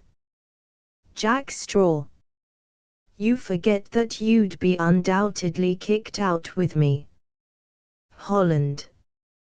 Now look here, Jack, we've been old pals, and we've gone through a deuce of a lot together. I don't want to say beastly things to you. I know I've made a fool of myself, but you're a decent chap. You must see that it's necessary for you to go at once. Jack Straw. I cannot for the life of me see anything of the sort. I have no other engagements, and the country is charming at this time of year. Holland. You're behaving like a common impostor. Jack Straw. What language to use to a royal personage? I assure you we're not used to such frankness. Holland. Do you deliberately refuse to go? Jack Straw. Deliberately. Holland. And shall I tell you why? Jack Straw. I happen to know, thank you. Holland. You're going to commit the most disgraceful action of your life. Do you think anyone can't see that you're madly in love with Ethel Jennings? Lady Wanley. Springing to her feet. Is that true? Jack Straw. Quite. Lady Wanley. Then why have you been flirting with me so disgracefully? Jack Straw. I assure you I had no intention of doing so. It must be my unfortunate manner. Lady Wanley. It's an unfortunate manner that's quite likely to get you into trouble with widow ladies. Jack Straw. In that case you can only applaud my determination to marry as quickly as possible. Holland. Not Ethel Jennings. Lady Wanley. You must be joking. Jack Straw. My dear madam, when I make a joke I always laugh quickly, so that there should be no doubt about it. Holland. It's preposterous. I shall allow you to do nothing of the sort. Jack Straw. My dear fellow, what is the use of getting violently excited about it? More especially as I haven't yet proposed to the young lady. Holland. I think you must be stark staring mad. You don't suppose for a moment that we shall allow you to carry out such an odious deception. I can't imagine how you can even think of anything so heartless and cruel. Lady Wanley. It's going too far. You must understand that it's impossible. I beseech you to leave Taverner immediately. Jack Straw. It drives me to distraction that I should have to refuse your smallest whim, but in this matter, with a dramatic flourish, I am adamant. Holland. Now, look here, we've talked about it enough. Either you leave this place immediately or I shall tell Mrs. Jennings the whole story. Jack Straw. It is only fair to give you that satisfaction. That was part of our arrangement. Holland. You realize the consequences. Jack Straw. Very amiably. I did that before I entered into your scheme. Holland. You leave me no alternative. Jack Straw. My dear Holland, I really believe you're rather nervous about the disclosure which it is evidently your duty to make. Holland. For your own sake I ask you once more, will you give me your word of honor to leave the house and under no circumstances communicate with any member of the family? Jack Straw. It's charming of you to give me one more chance. I can only repeat that I am deeply in love with Ethel, and I have every intention of marrying her. Holland. Your blood be upon your own head. Jack Straw. If I perish, I perish. Holland goes to the door. Lady Wanley. No, Ambrose, I beseech you not to. Holland. Good heavens, the whole thing was done so that you might have an opportunity to crow over Mrs. Jennings. Now you're going to have it. Lady Wanley. But I don't want it any more. It was a foolish thing. Let him go quietly. Holland. But, you see, he won't go. Enter Mr. and Mrs. Parker Jennings. Mrs. Parker Jennings. Oh, Your Royal Highness, we've been looking for you everywhere. We couldn't make out what had become of you. Parker Jennings. All the county is there. Creme de la creme. Vincent comes in hurriedly. Vincent. I say, mater, what on earth are you doing? Hurry up, the Duchess has just driven up. Oh, I beg your pardon, sir. I didn't know you were there. Holland. Vincent, go and fetch your sister. I have something important to say that it is necessary for her to hear. Vincent. But look here, the Duchess has just. Holland. Oh, hang the Duchess. Where's Ethel? Vincent. She's sitting just outside, talking to Salo. Holland. Then call her. Mrs. Parker Jennings. Looking round with astonishment. Has anything happened? Vincent goes out and in a moment returns with Ethel and Salo. Lady Wanley.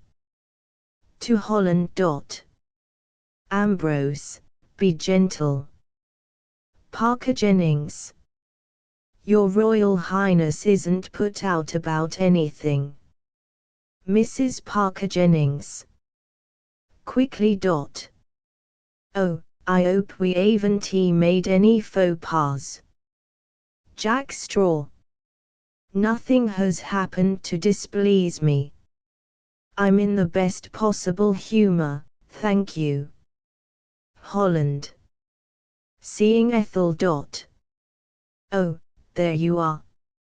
Addressing himself to the company in general. I have something very painful to say, and I don't know how I'm going to make it clear to you. Salo. I say, is this any business of mine? Shall I hook it? Jack Straw. Oh no, pray stay by all means. Lady Wanley. To Jack Straw. Haven't you changed your mind, sir? Jack Straw.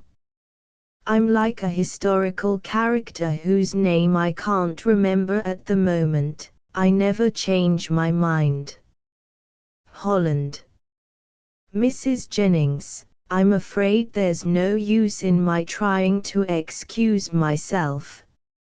I had better just tell you everything as shortly as I can. Mrs. Parker Jennings. Mr. Holland, don't you think it can wait till later? The Duchess has just come, and it'll look so funny if I'm not there to receive her. Jack Straw. Mr. Holland has a communication to make which cannot fail to interest you. Mrs. Parker Jennings. Oh, of course, if it's your Royal Highness's wish. Holland. I dare say you remember that a fortnight ago we all met at the Grand Babylon Hotel. Mrs. Parker Jennings. How could I forget, when that was the auspicious occasion of my introduction to His Royal Highness Lady Wanley. Ambrose. Holland. You may remember, also, that Mr. and Mrs. Abbott were sitting with us in the lounge.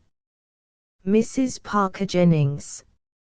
I have other things to do than to remember where Mr. and Mrs. Abbott were sitting. Holland. I dare say you've forgotten that you behaved very cruelly to her. We were all very indignant. We thought it necessary to punish you. Mrs. Parker Jennings. Really, Mr. Holland, I don't know who you think you're talking to. Holland. I find it very difficult to say what I have to. I realize now that the whole business has been preposterously silly. I can manage far better if you don't interrupt.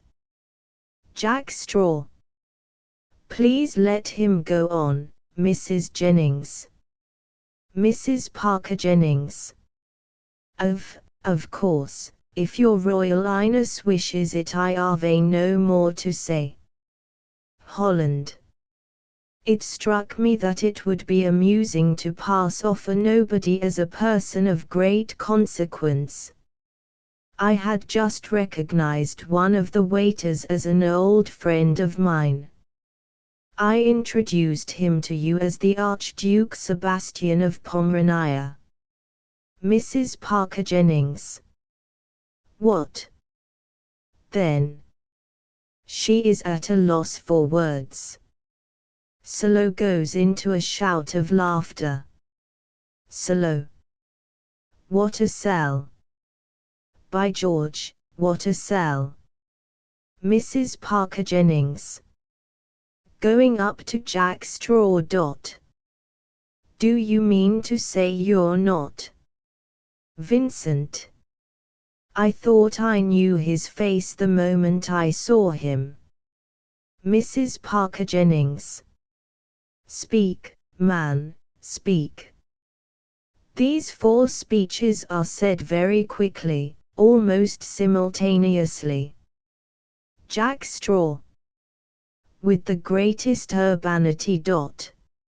Madam, I stepped out of the uniform of a waiter at the Grand Babylon Hotel into the sober garb of the person you now see before you. Mrs. Parker Jennings. Then you're nothing short of an impostor. Oh. Now, then, Jennings, you're a man. Do something. Parker Jennings. And he's been lapping up my best champagne lunch and dinner for a week. Mrs. Parker Jennings. Oh, damn your champagne. Vincent. Mater. Mrs. Parker Jennings. Oh, you fool, you fool. You've had the education. You've been to Oxford, and we gave you 4,000 a year. Didn't you learn enough to tell the difference between an archduke and a waiter? Vincent. Solo didn't spot him. Mrs. Parker Jennings. Who's Solo? Fine Marquis he is, spends all his time with stable boys and barmaids. How do I know he is a Marquis? Solo. Don't mind me, will you? Mrs. Parker Jennings. Is there no one who can do something? And that man stands there as if he didn't care a ball of worsted. Don't you be too sure, my young friend. It's your Royal Highness this, and your Royal Highness that. And we had to call you sir. Waiter, Alf a pint of bitter, and look sharp about it. Ethel. Mother. Mrs. Parker Jennings. Oh, don't talk to me. To Jack Straw. Well, what have you got to say? Jack Straw. My dear lady, you're so voluble, it would be difficult for me to get a word in edgeways. Mrs. Parker Jennings. Well, I'm listening. Jack Straw. Ah, there you have me, for in point of fact I can think of no appropriate observation. Mrs. Parker Jennings. And you've been laughing at me all the time, have you? Well, you're going to laugh on the other side of your face now, young fella my lad. Jack Straw. I shall be interested to see how one performs that very curious operation. Mrs. Parker Jennings. Well, shall I tell you who'll show you? Jack Straw. Yes, do. Mrs. Parker Jennings. The police, my lad, the police. Jack Straw. I wouldn't send for them if I were you. Mrs. Parker Jennings. Wouldn't you? Jack Straw. I wouldn't really. Mrs. Parker Jennings. Well, I would. Jack Straw. Don't you think it'll be a little awkward with all these people here? Vincent. We can't have a scene now, mater. Mrs. Parker Jennings. Do you mean to say I've got to sit still and lump it? Jack Straw. If you ask my advice, that is what I should recommend. Parker Jennings. All the counties here, Maria. Creme de la creme. Mrs. Parker Jennings. Oh, I wish they were all dead. I know why they come here. Do you think I don't know that they call me a vulgar old woman behind my back? But they come all the same because I've got 2 millions of money. I'm so rich that they can't help coming. Jack Straw. You know, I don't want to seem stuck up, but in point of fact they've come today to meet me. Don't you think I'd better go and make myself amiable to them? Holland. You don't mean to say you're going back to them? Jack Straw. Why not? Mrs. Parker Jennings. Harvey, I got to introduce you to the Duchess. Jack Straw. I'm afraid she'll make a point of it. Even duchesses have a weakness for royal personages. Mrs. Parker Jennings. If she ever finds out. Jack Straw. The situation is not without an element of humor. Mrs. Parker Jennings. Well, upon my soul, you have got a cheek.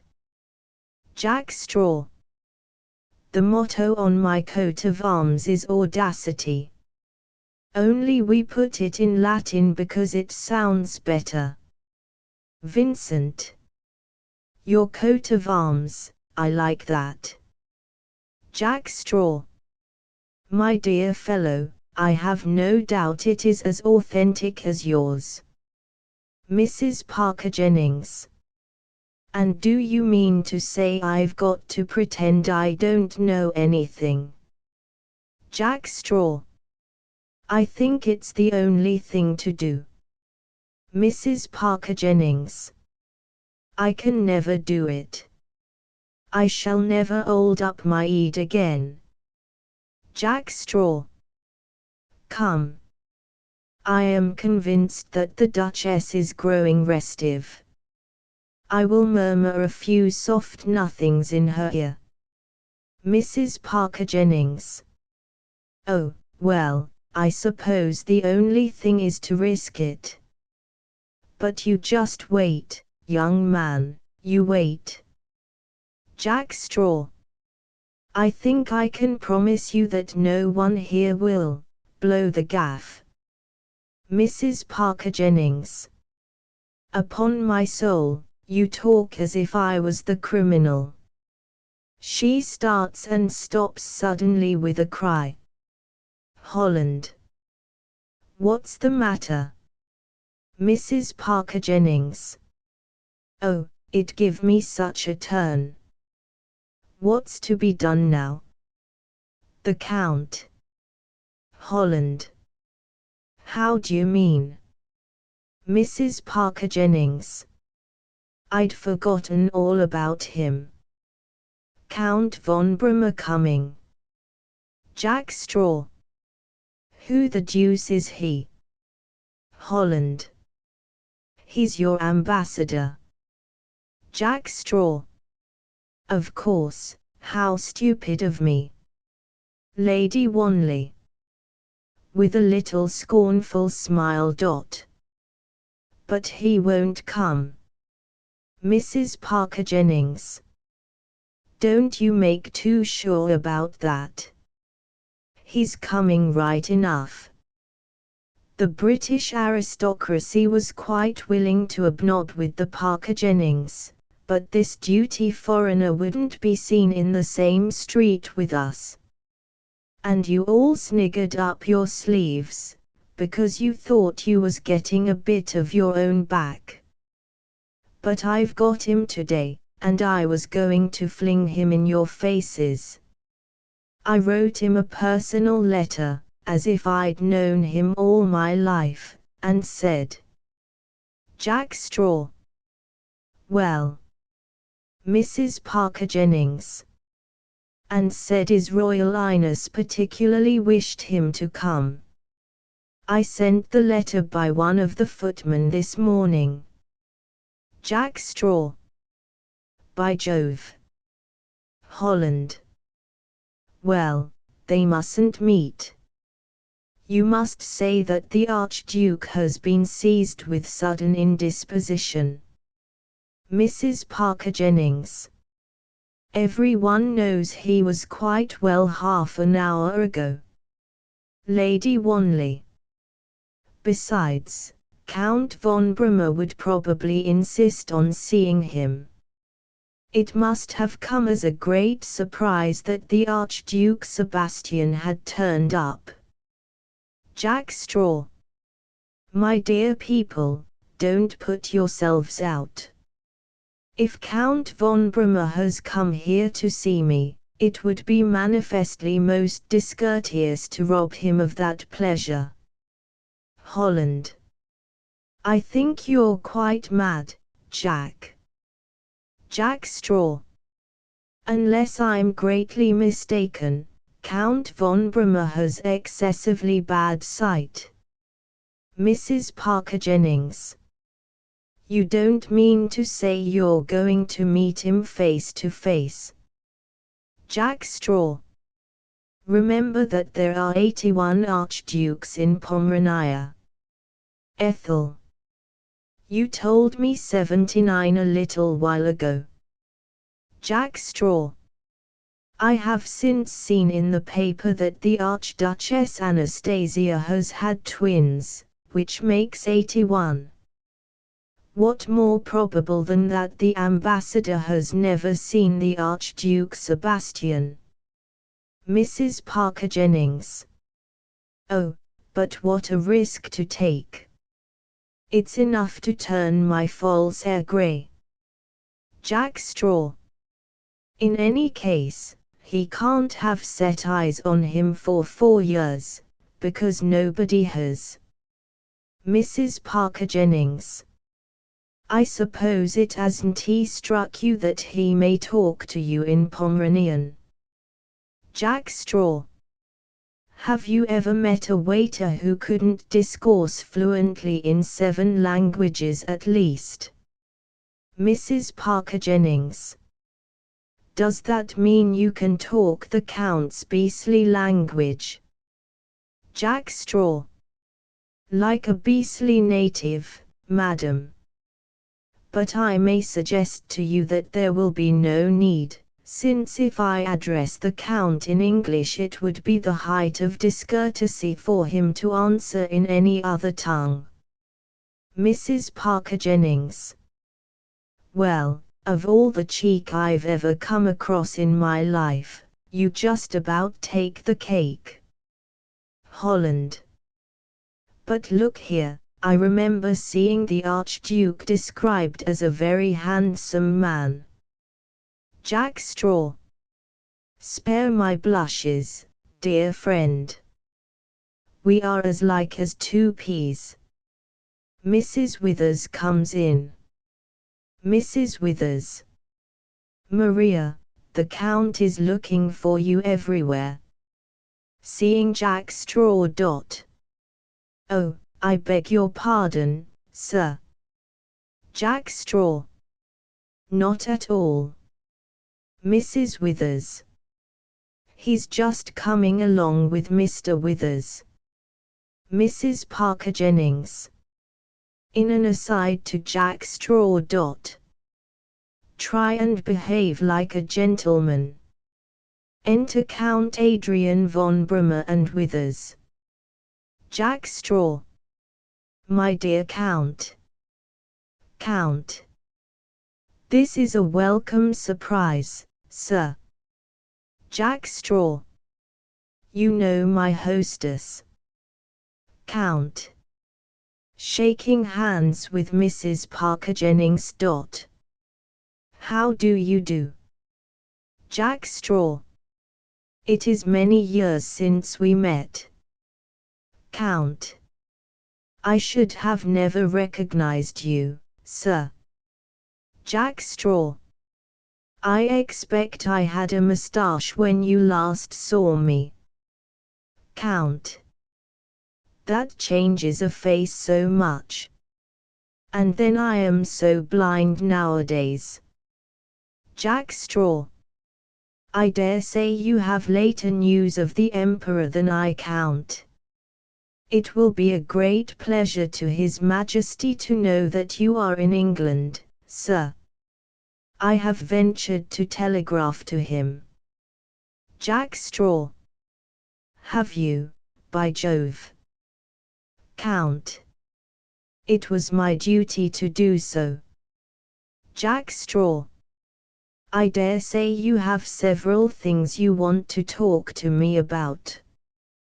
Count. I was hoping you would give me a few minutes' conversation. Jack Straw. To Mrs. Parker Jennings. Will you forgive us if we take a little stroll in the rose garden? Mrs. Parker Jennings. Grimly.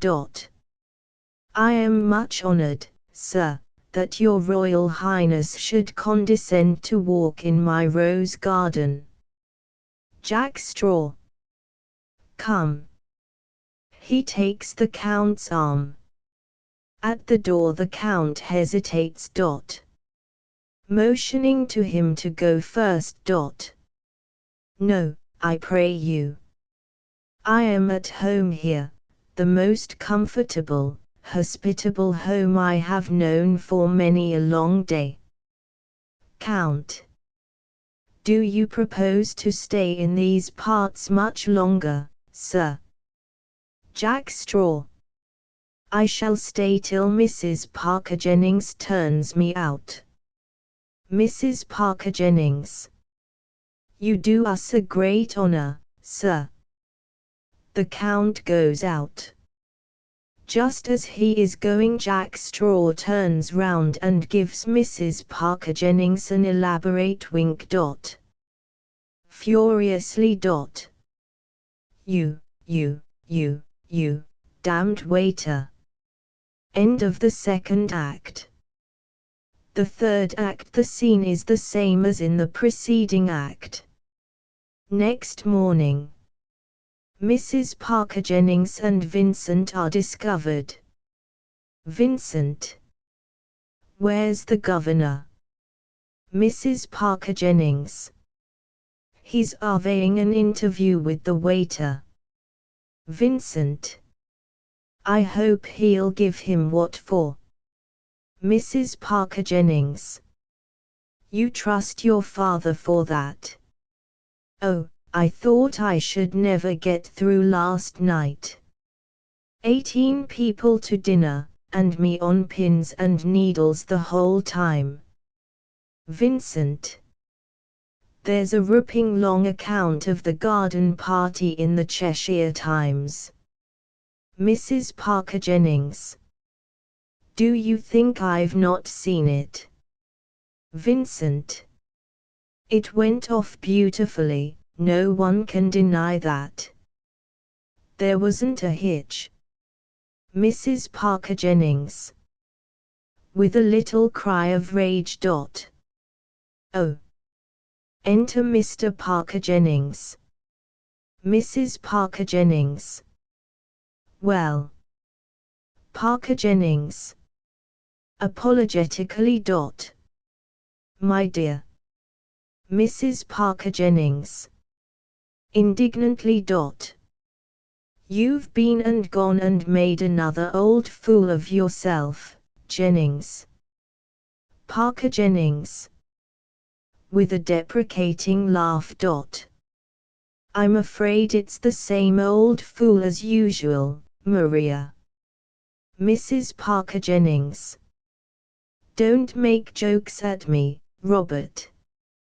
Keep them for your city friends. Parker Jennings.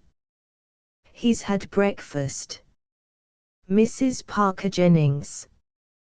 As he indeed. At 11:30.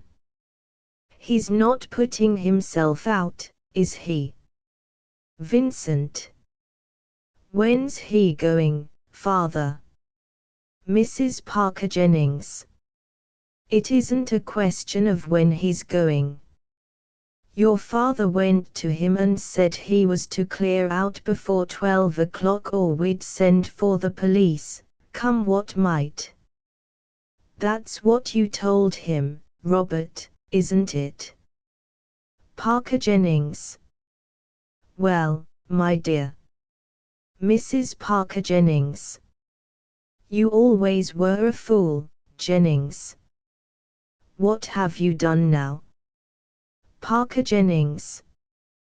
Well, my dear, he insisted on having one of the footmen in the room. He said he didn't like this English habit of ours of having no servants at the breakfast table. Mrs. Parker Jennings. You don't mean to say you let him order my servants about? Parker Jennings. My dear, what could I do? There was one of them in the room at the time. Mrs. Parker Jennings. And you sat by while he ate his breakfast?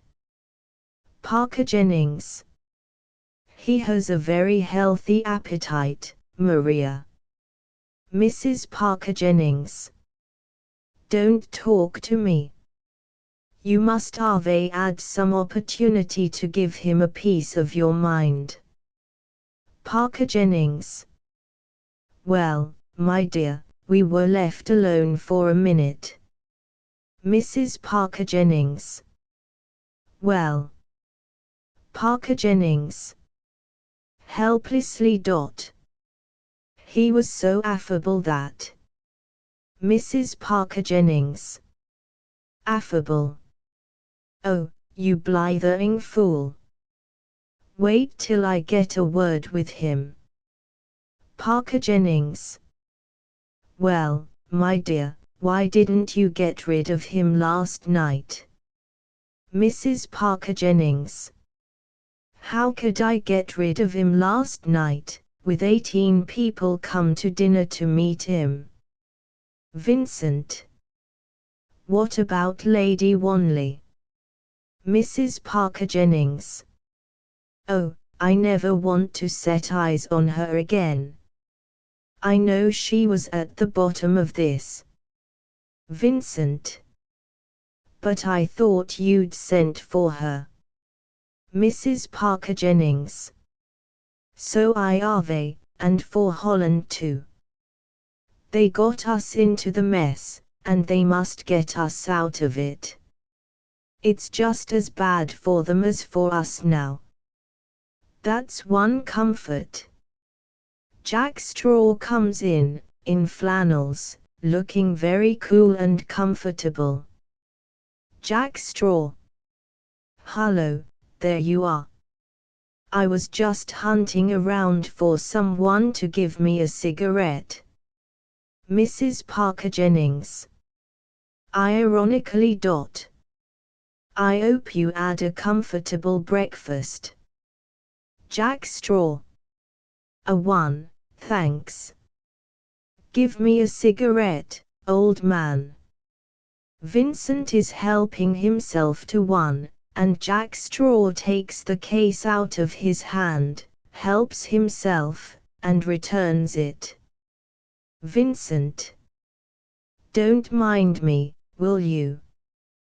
Jack Straw. Not at all. Mrs. Parker Jennings. Aggressively. Well. Jack Straw. Jolly party you gave yesterday, Mrs. Jennings. It was a great success, wasn't it? Turning to Parker Jennings. By the way, what was that port we drank last night? Mrs. Parker Jennings. No, you don't, my friend. You may be able to bluff Jennings, but you don't bluff me. Jack Straw. Bluff. Bluff. I flatter myself on my knowledge of English, but I don't think I've ever come across that word. Mrs. Parker Jennings. Haven't you? Perhaps you haven't come across the word skilly either. But, unless you look out, you'll know what it is before you want to. Jack Straw. You talk in riddles, dear lady. I always think it a fatiguing habit. Mrs. Parker Jennings. Oh, I'll make myself clear. Don't you have any fear about that? Jack Straw. Sitting down lazily. I can't help feeling the interval between breakfast and luncheon in a country house is one of the most agreeable moments of the day. Mrs. Parker Jennings. See that there's no one about, Vincent. Vincent. It's all right, mater. Jack Straw. Looking at him blandly. You have all the airs of a conspirator in a romantic play, my friend. You only want a false beard and some blue spectacles to make the picture perfect. Mrs. Parker Jennings. Now then, you listen to me, young man. Jack Straw. You flatter me, madam. Mrs. Parker Jennings. We've talked it over, my husband and me, and we're no fools, whatever you may think. You richly deserve to be handed over to the police. Jack Straw. One moment.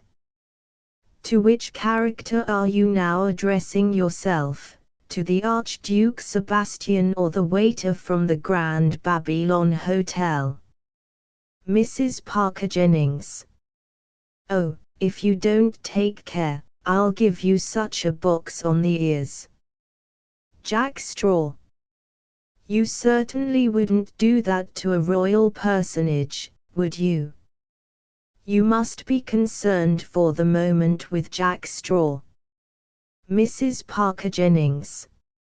It may surprise you, but I have been for the last half hour.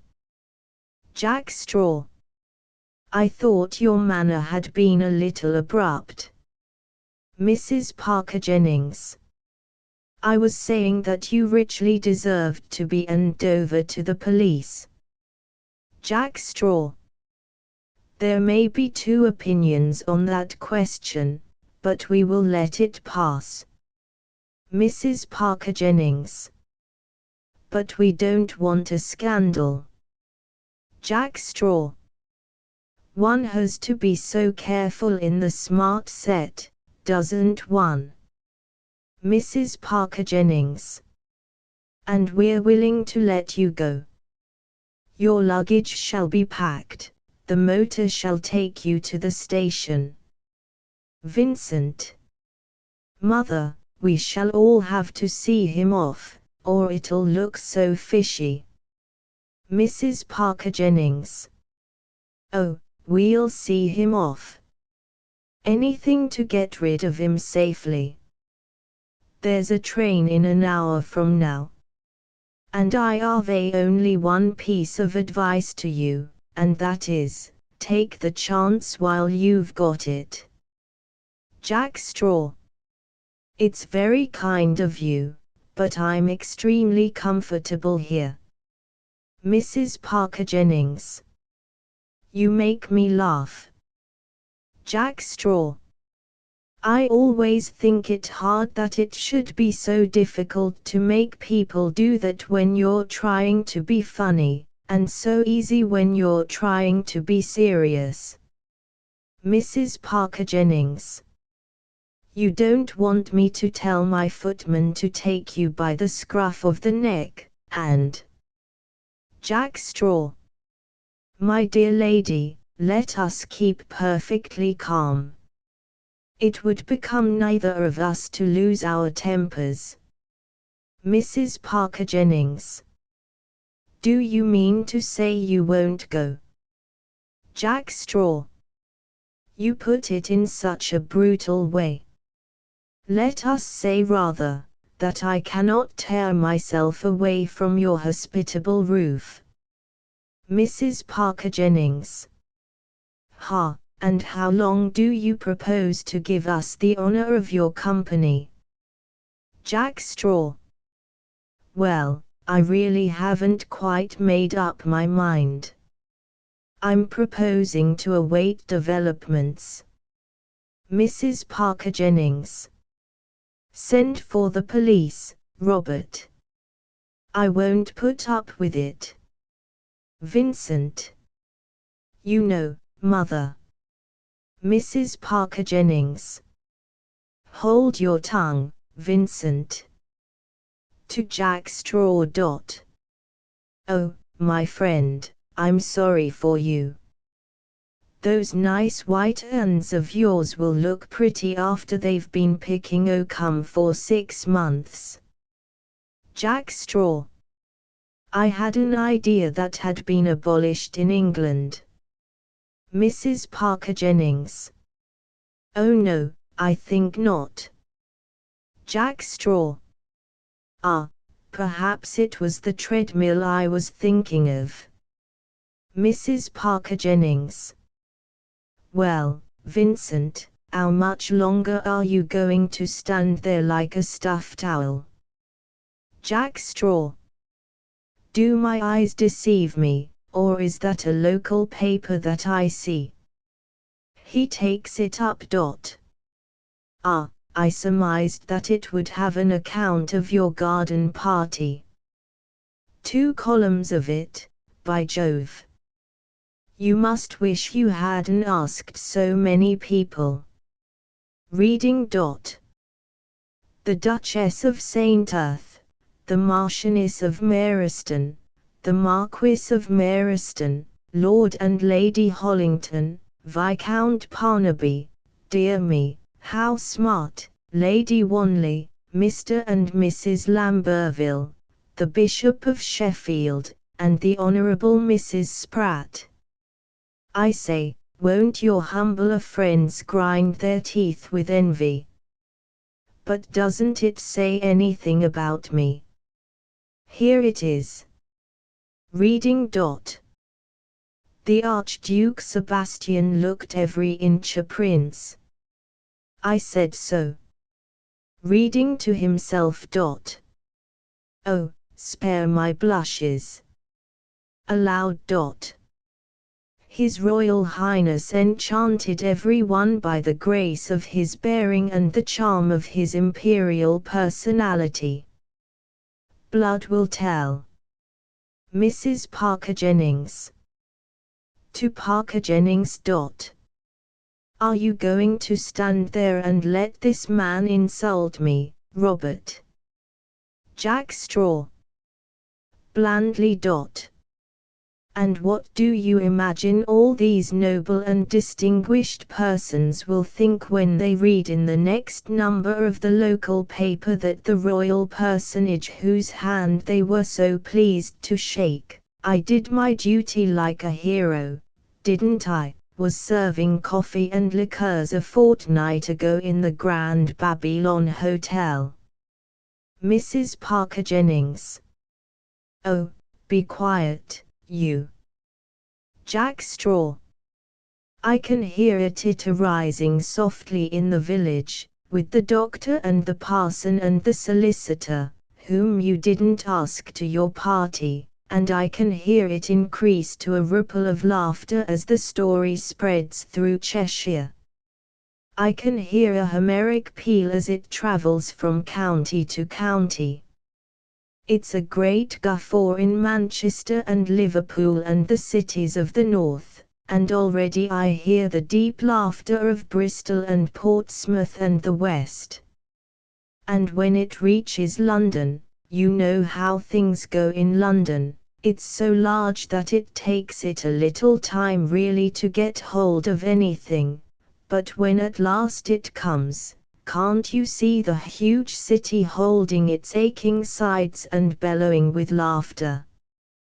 But I'll tell you who won't see the joke, taking up the paper and reading. Oh, they'll laugh very much on the wrong side of their mouths. The Duchess of St. Earth, the Marchioness of Meriston, and my Lady Hollington and my Lord Parnaby, and the Bishop of Sheffield and the Honourable Mrs. Spratt. Mrs. Parker Jennings. Oh, you devil. Jack Straw. I can see you flying before the laughter like 3 tremulous leaves before the wind, and the laughter will pursue you to Paris, where they'll make little songs about you on the boulevards, and the Riviera, where they'll sell your photographs on picture postcards. I can see you fleeing across the Atlantic to hide your heads in the immensity of America, and there the yellow press, pea-green with frenzy, will pile column of ridicule upon column of invective. Oh, my dear lady, do you think it isn't worthwhile to endure 6 months' hard labor to amuse the world so profoundly? There is a silence. Parker Jennings takes out his handkerchief, makes it into a ball and mops his forehead. Vincent, noticing him, does the same. Mrs. Parker Jennings gives the two a glance, sees what they are doing, takes out her handkerchief, rolls it up into a ball, and slowly mops her forehead. Parker Jennings. It's no good, Maria, we can't give him in charge. Mrs. Parker Jennings. Tell me something I don't know. We're in the man's hands, and he knows it. Jack Straw. With an amiable smile. I thought you would come to see the situation from my point of view. Mrs. Parker Jennings. Beaten. What are you going to do? Jack Straw. At the present moment, with your permission, I am going to have a small brandy and soda. Ring the bell, Vincent. Vincent. Shall I, Ma? Mrs. Parker Jennings. With angry resignation.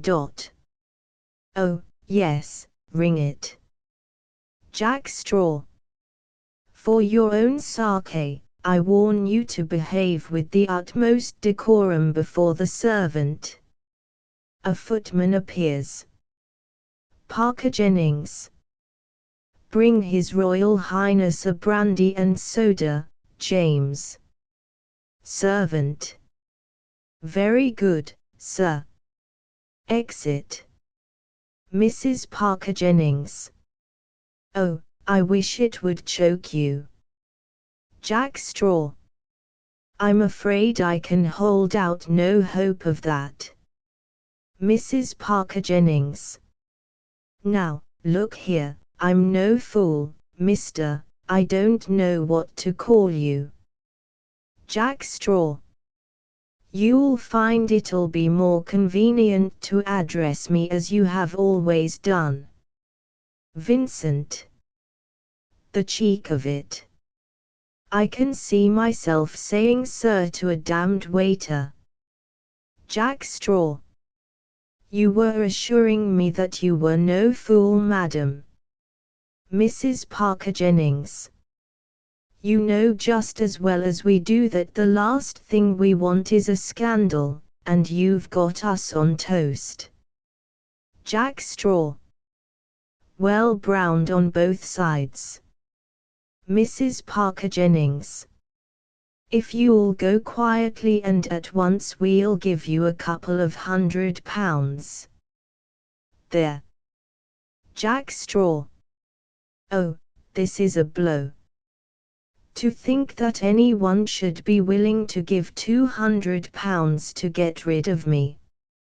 And I've always flattered myself that I was such an agreeable guest in a country house. Vincent. They have funny tastes in the servants' hall, I dare say. Jack Straw. You have quite a knack of saying clever things, haven't you? Mrs. Parker Jennings. Well. Jack Straw. Madam, nothing will induce me to leave you till I have eradicated the unfortunate impression which I appear to have made on you. Mrs. Parker Jennings. Do you mean to say? Parker Jennings. Interrupting. Take care, mother. There's James. The footman enters with brandy and soda and glasses. Jack Straw. Be a good fellow, Vincent, and mix it for me, will you? Vincent. Certainly, sir. Jack Straw. Where do you get your brandy, Mr. Jennings? I like it very much. Parker Jennings. It's very good of your Royal Highness to say so. Exit footman. Mrs. Parker Jennings. Oh, it's insufferable. Enter the footman to announce. Footman. Lady Wanley. Mr. Holland. They enter. Exit footman. Mrs. Parker Jennings. There you are at last. This is a pretty kettle of fish. Vincent. Mother, for heaven's sake, don't be vulgar. Mrs. Parker Jennings. Oh, I can't be refined now. If I'm vulgar, I can't help it. Holland. But what is the matter? Mrs. Parker Jennings. Good heavens, he's the matter. He won't go. Lady Wanley. What? Jack Straw.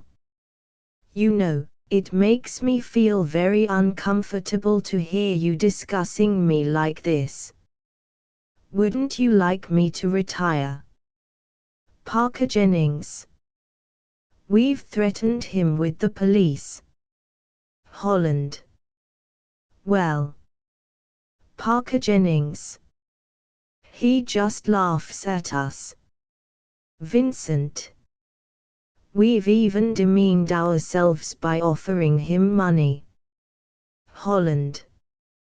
Of course he doesn't want your money. Mrs. Parker Jennings. Well, ADNT, you better suggest what he does want. Holland. Look here, Jack, you've made fools of the whole lot of us. Won't you be a brick and clear out? We really are in a deuce of a scrape. Jack Straw.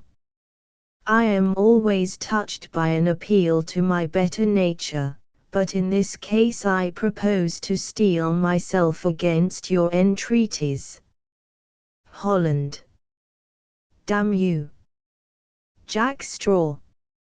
Don't lose your temper.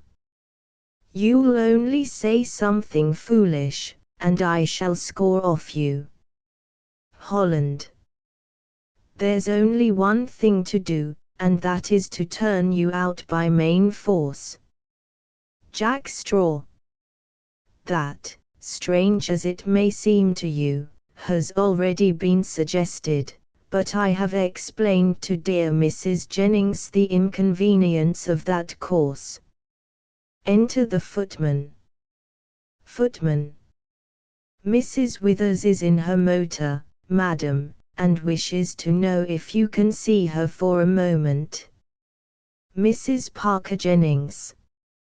Oh, I can see nobody. Jack Straw. I hope you're not refusing to see her on my account, dear Mrs. Jennings. Mrs. Parker Jennings. Very affably, before the servant. Oh no, sir. Jack Straw. I wonder if you'd very much mind her coming in. I thought her such a nice woman, I should like to see her again. Mrs. Parker Jennings. Oh, of course, if your Royal Highness wishes it. Jack Straw. Thanks so much. Mrs. Parker Jennings. Show her in, James. Footman. Very good, madam. Exit footman. Mrs. Parker Jennings. My own house isn't my own now. I'm forced to see everyone I don't want to. If there's anyone I can't bear, it's Fanny Withers. I only asked her yesterday because I thought she'd eat her heart out with jealousy. She's a snob if you like. I don't know what she wants to come here for at this hour. To Jack Straw. Imposter. Imposter. Jack Straw. You know, upon my word you're all very ungrateful. I lent an eclat to your party which has found lasting fame in the columns of the local paper. I chatted cordially with the Duchess of St. Erth. I allowed the Bishop of Sheffield to tell me harrowing stories about the immorality of the very best people, and when Count what's his name? Mrs. Parker Jennings. Adrian von Brummer, you might trouble to remember the name of your own ambassador. Jack Straw. And when Count von Brummer came on the scene, and you were all at your wits' end, I carried the whole thing off in a way which only my native modesty prevents me from describing as superb. Mrs. Parker Jennings. How he didn't find you out I don't know.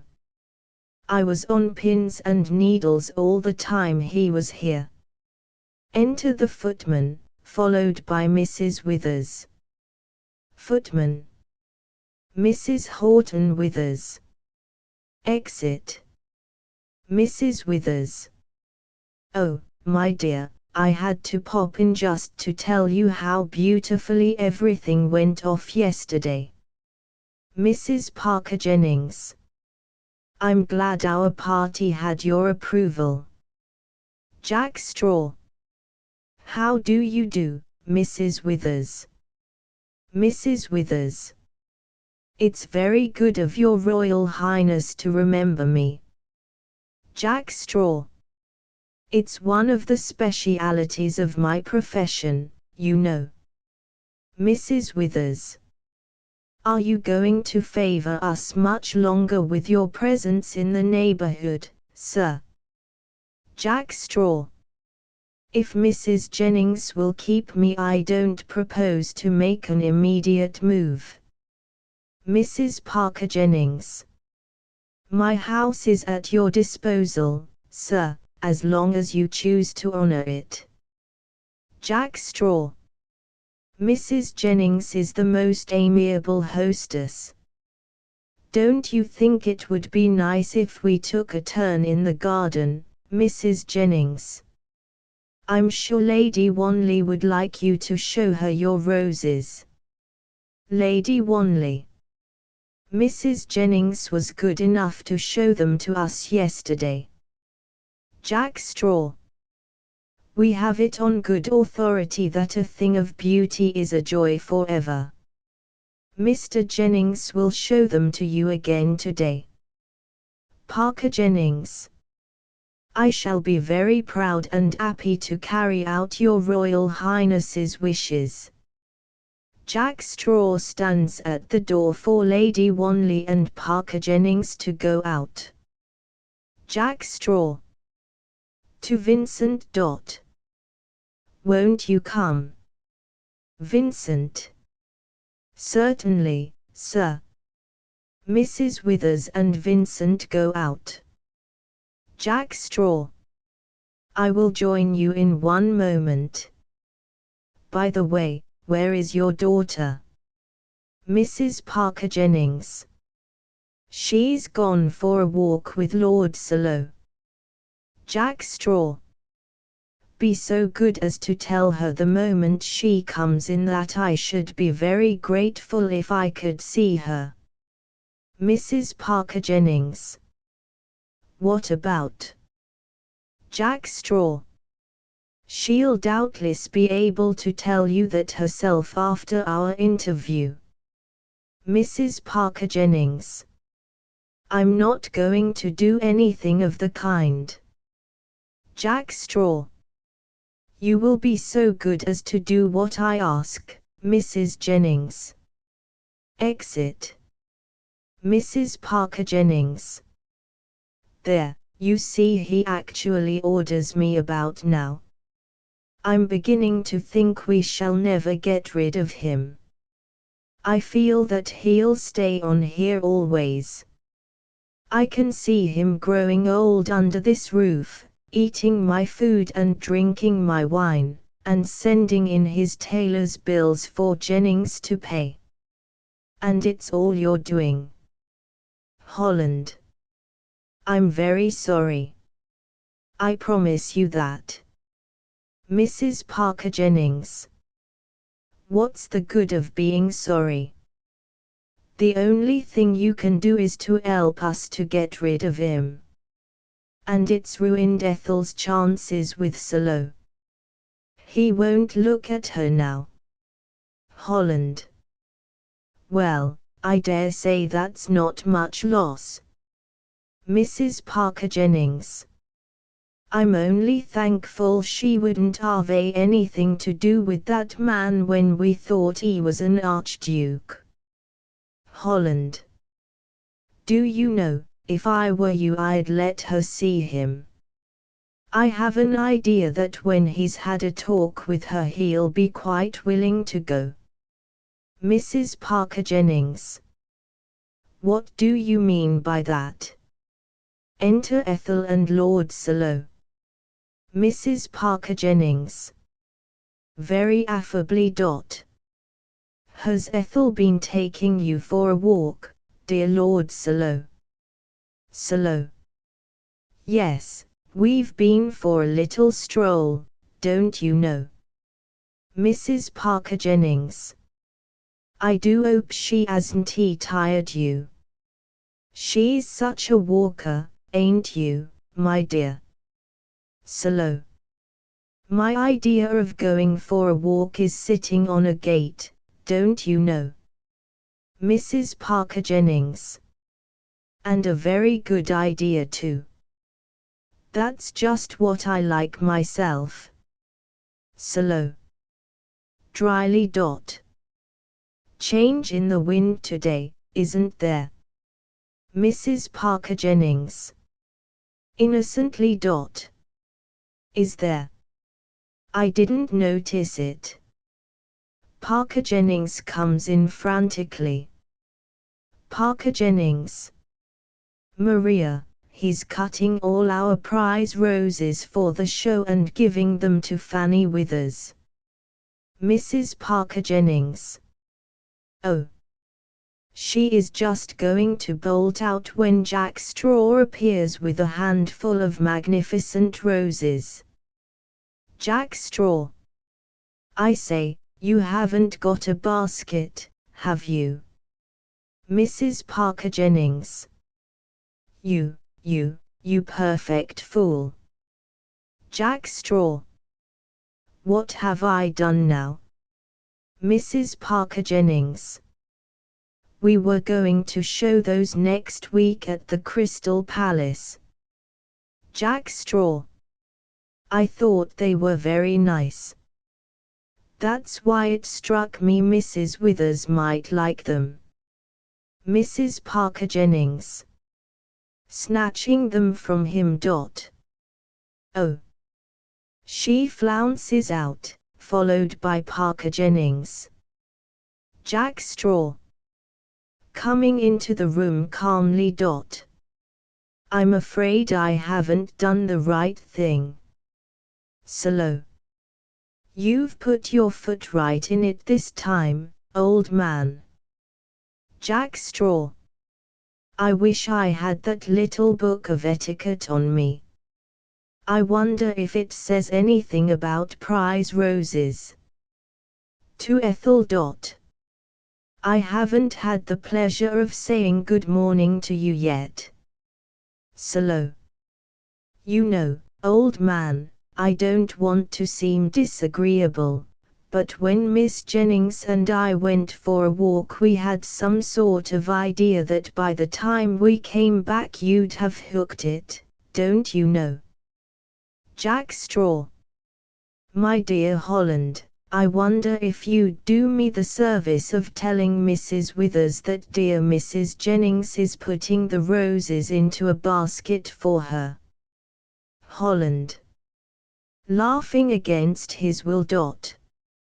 It's not the least use being angry with you, Jack. I'll go by all means. Exit. Jack Straw. There goes a man of tact.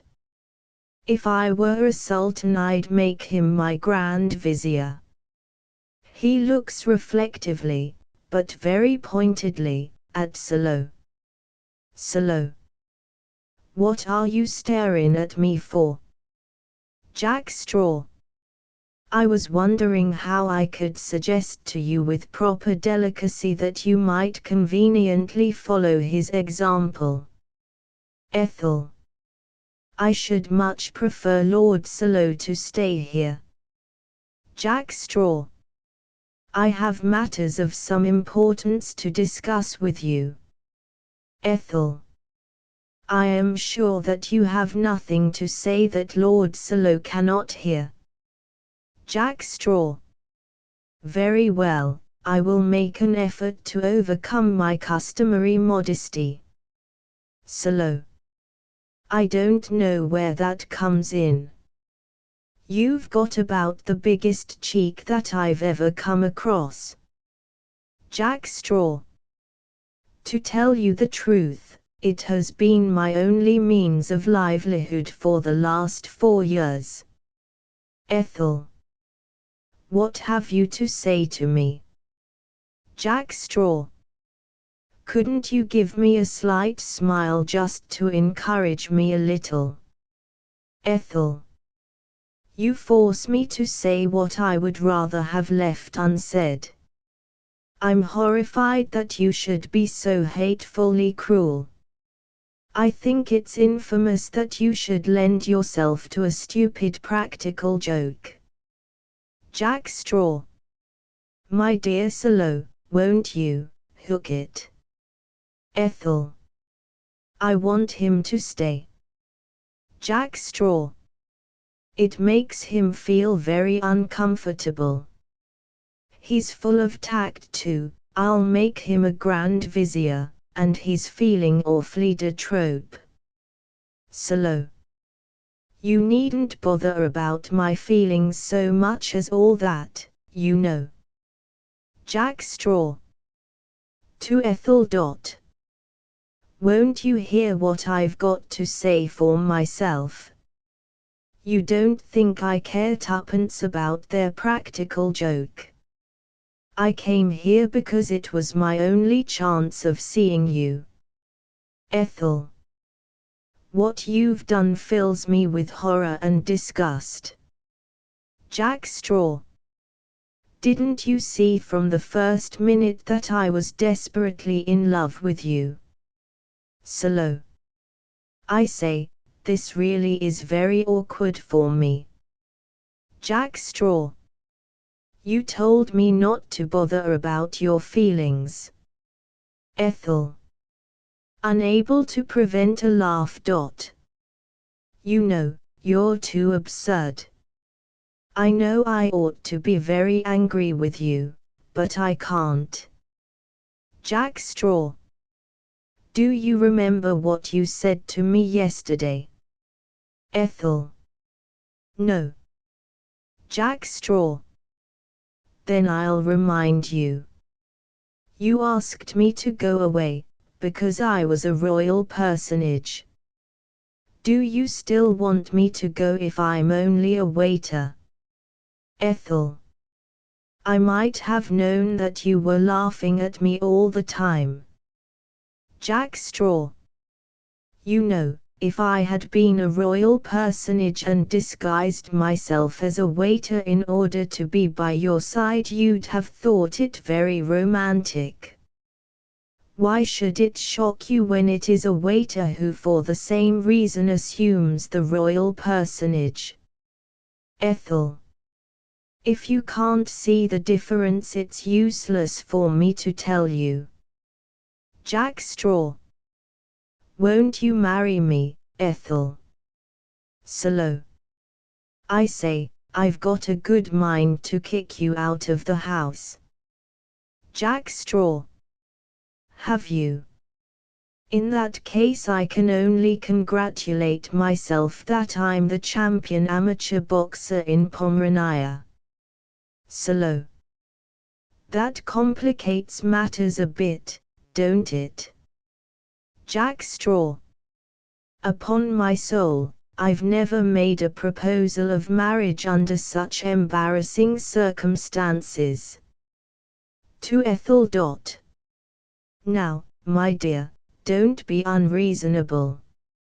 You practically refused me yesterday because I was an archduke. You're not going to refuse me now because I'm nobody in particular. Ethel. Frigidly. And can you give me any reason why I should accept you? Jack Straw. Well, it may have escaped your notice, but there's the very good reason that you're just as much in love with me as I am with you. Ethel. Jack Straw. Can you honestly deny it?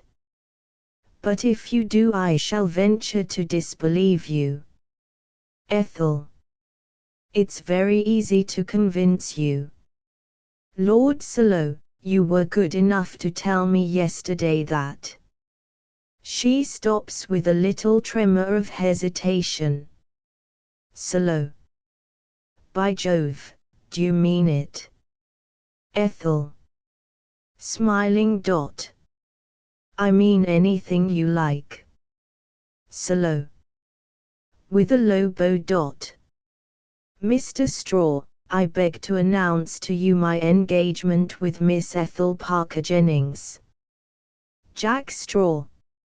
I'm still unconvinced. I'm afraid you're incorrigibly romantic, my dear, and I'm certain your mamma will be very much annoyed. Ethel. Oh, you are too exasperating. I wish I could make you really angry. Holland runs in. Holland. I say, Jack, look out. Jack Straw.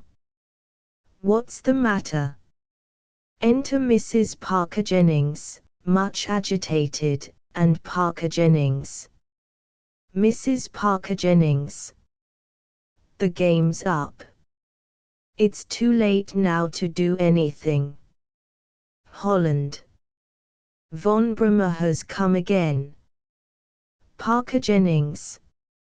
And he's got someone with him in his motor, who looks suspiciously like a policeman in plain clothes.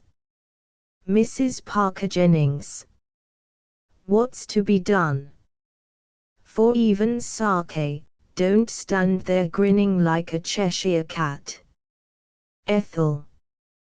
Quickly. You won't be arrested. Holland. Look here, there's still time for you to get out. Enter Vincent. Mrs. Parker Jennings. Well. Vincent. Lady Wanley's talking to him. She'll detain him as long as she can. Mrs. Parker Jennings. Blessings on her. I'll forgive her everything. Ethel. Oh, please go while you have a chance. I couldn't bear to see you arrested. Jack Straw. Why should you care? Mrs. Parker Jennings. Now, look here. You've played a nasty trick on me, but you've got the cheek of the devil. I don't want you to get into trouble. I don't know what there is about you, but I can't help liking you. Jack Straw. Madam, only the importunate presence of your lord and master prevents me from hurling myself at your feet. Mrs. Parker Jennings. Oh, don't talk stuff. I want to help you to get away. Jack Straw. With a dramatic gesture. Madam, my mother's only son has never fled before a foe. I will stay and face the music. Mrs. Parker Jennings. I'm not thinking of myself now. If there is a scandal, I'm rich enough to make people forget it. Salo. I say, old man, you'd better hook it. England's no place for you just now. Ethel. In an undertone. If you care for me at all, don't run this horrible risk. Jack Straw. If you were only pressing me to stay, this unanimity would be extremely flattering. Mrs. Parker Jennings. The man's mad. The man's as mad as a marcher. He ought to be shut up in a lunatic asylum. Jack Straw. I forget if Napoleon was one of my ancestors, but I feel just like him at this moment. JY sways, JY rest. Solo. In point of fact it was McMahon who said that. Jack Straw. With a noble flourish. I prefer to think it was Napoleon. Parker Jennings. They're just strolling along. Mrs. Parker Jennings. Then it's too late. And it's all got to come out before Florrie withers. Vincent. From the window. I say, Lady Wanley is making him look at the roses. Holland. She is a brick, she's gaining every moment she can. Jack Straw. By the way, talking about roses, have you had that bunch put in a basket that I cut for Mrs. Withers? Mrs. Parker Jennings. Oh, I should like to take you by the neck and strangle you. Parker Jennings. Look out. They all stop for a moment in a state of breathless expectation. Lady Wanley comes in with Mrs. Withers. She gasps as she sees Jack Straw. Lady Wanley. Oh, I thought you'd gone. She is immediately followed by Adrian von Brummer. Jack Straw goes up to him very cordially. Jack Straw. Ah, my dear friend, I've been expecting you all the morning. They all start. As the scene proceeds there is in everyone increasing astonishment and perplexity. Von Brummer. I couldn't come before. I have only just received the answer to my telegram. Jack Straw. Have you good news for me? Von Brummer.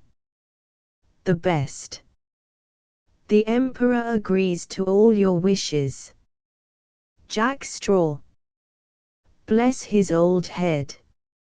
Von Brummer. His Majesty is all eagerness to see you again. He is expecting a letter from you by every post. He goes up to Ethel. Madam, I am commanded by my august master to offer you his most cordial greeting. Ethel. Me. Mrs. Parker Jennings. I don't know if I'm standing on my head or my heels. Jack Straw. Then nothing remains but for me to make my declaration in due form. Mrs. Jennings, I have my grandfather's permission to ask you for your daughter's hand in marriage. Mrs. Parker Jennings. Breaking out. But the man's an impostor. He's no more the Archduke Sebastian than I am. Mrs. Withers. What do you mean? Mrs. Parker Jennings. Oh, well, if you like you can arve it. You were there when it all started.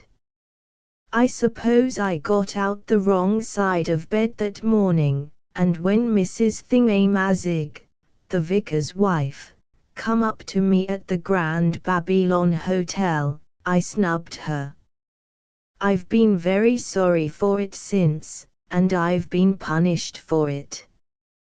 They knew I was an old snob, like you, Florrie. They thought they'd pay me out.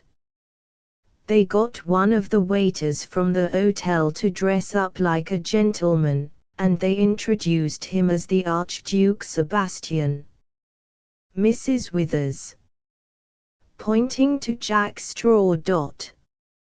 That. Mrs. Parker Jennings. Yes, that.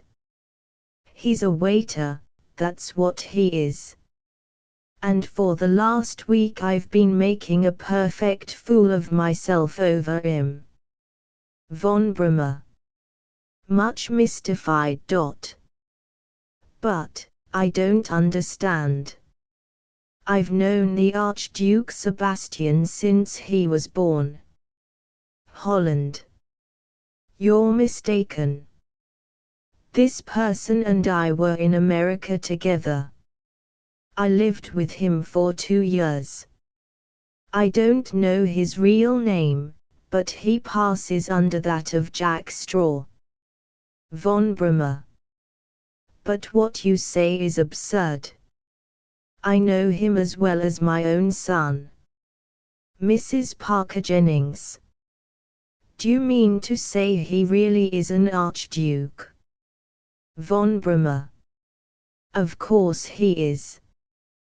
The only mystery is how he turned up here when we've been hunting the whole world for the last 4 years to find him. Holland. But are you the Jack Straw who was with me in the States? Jack Straw.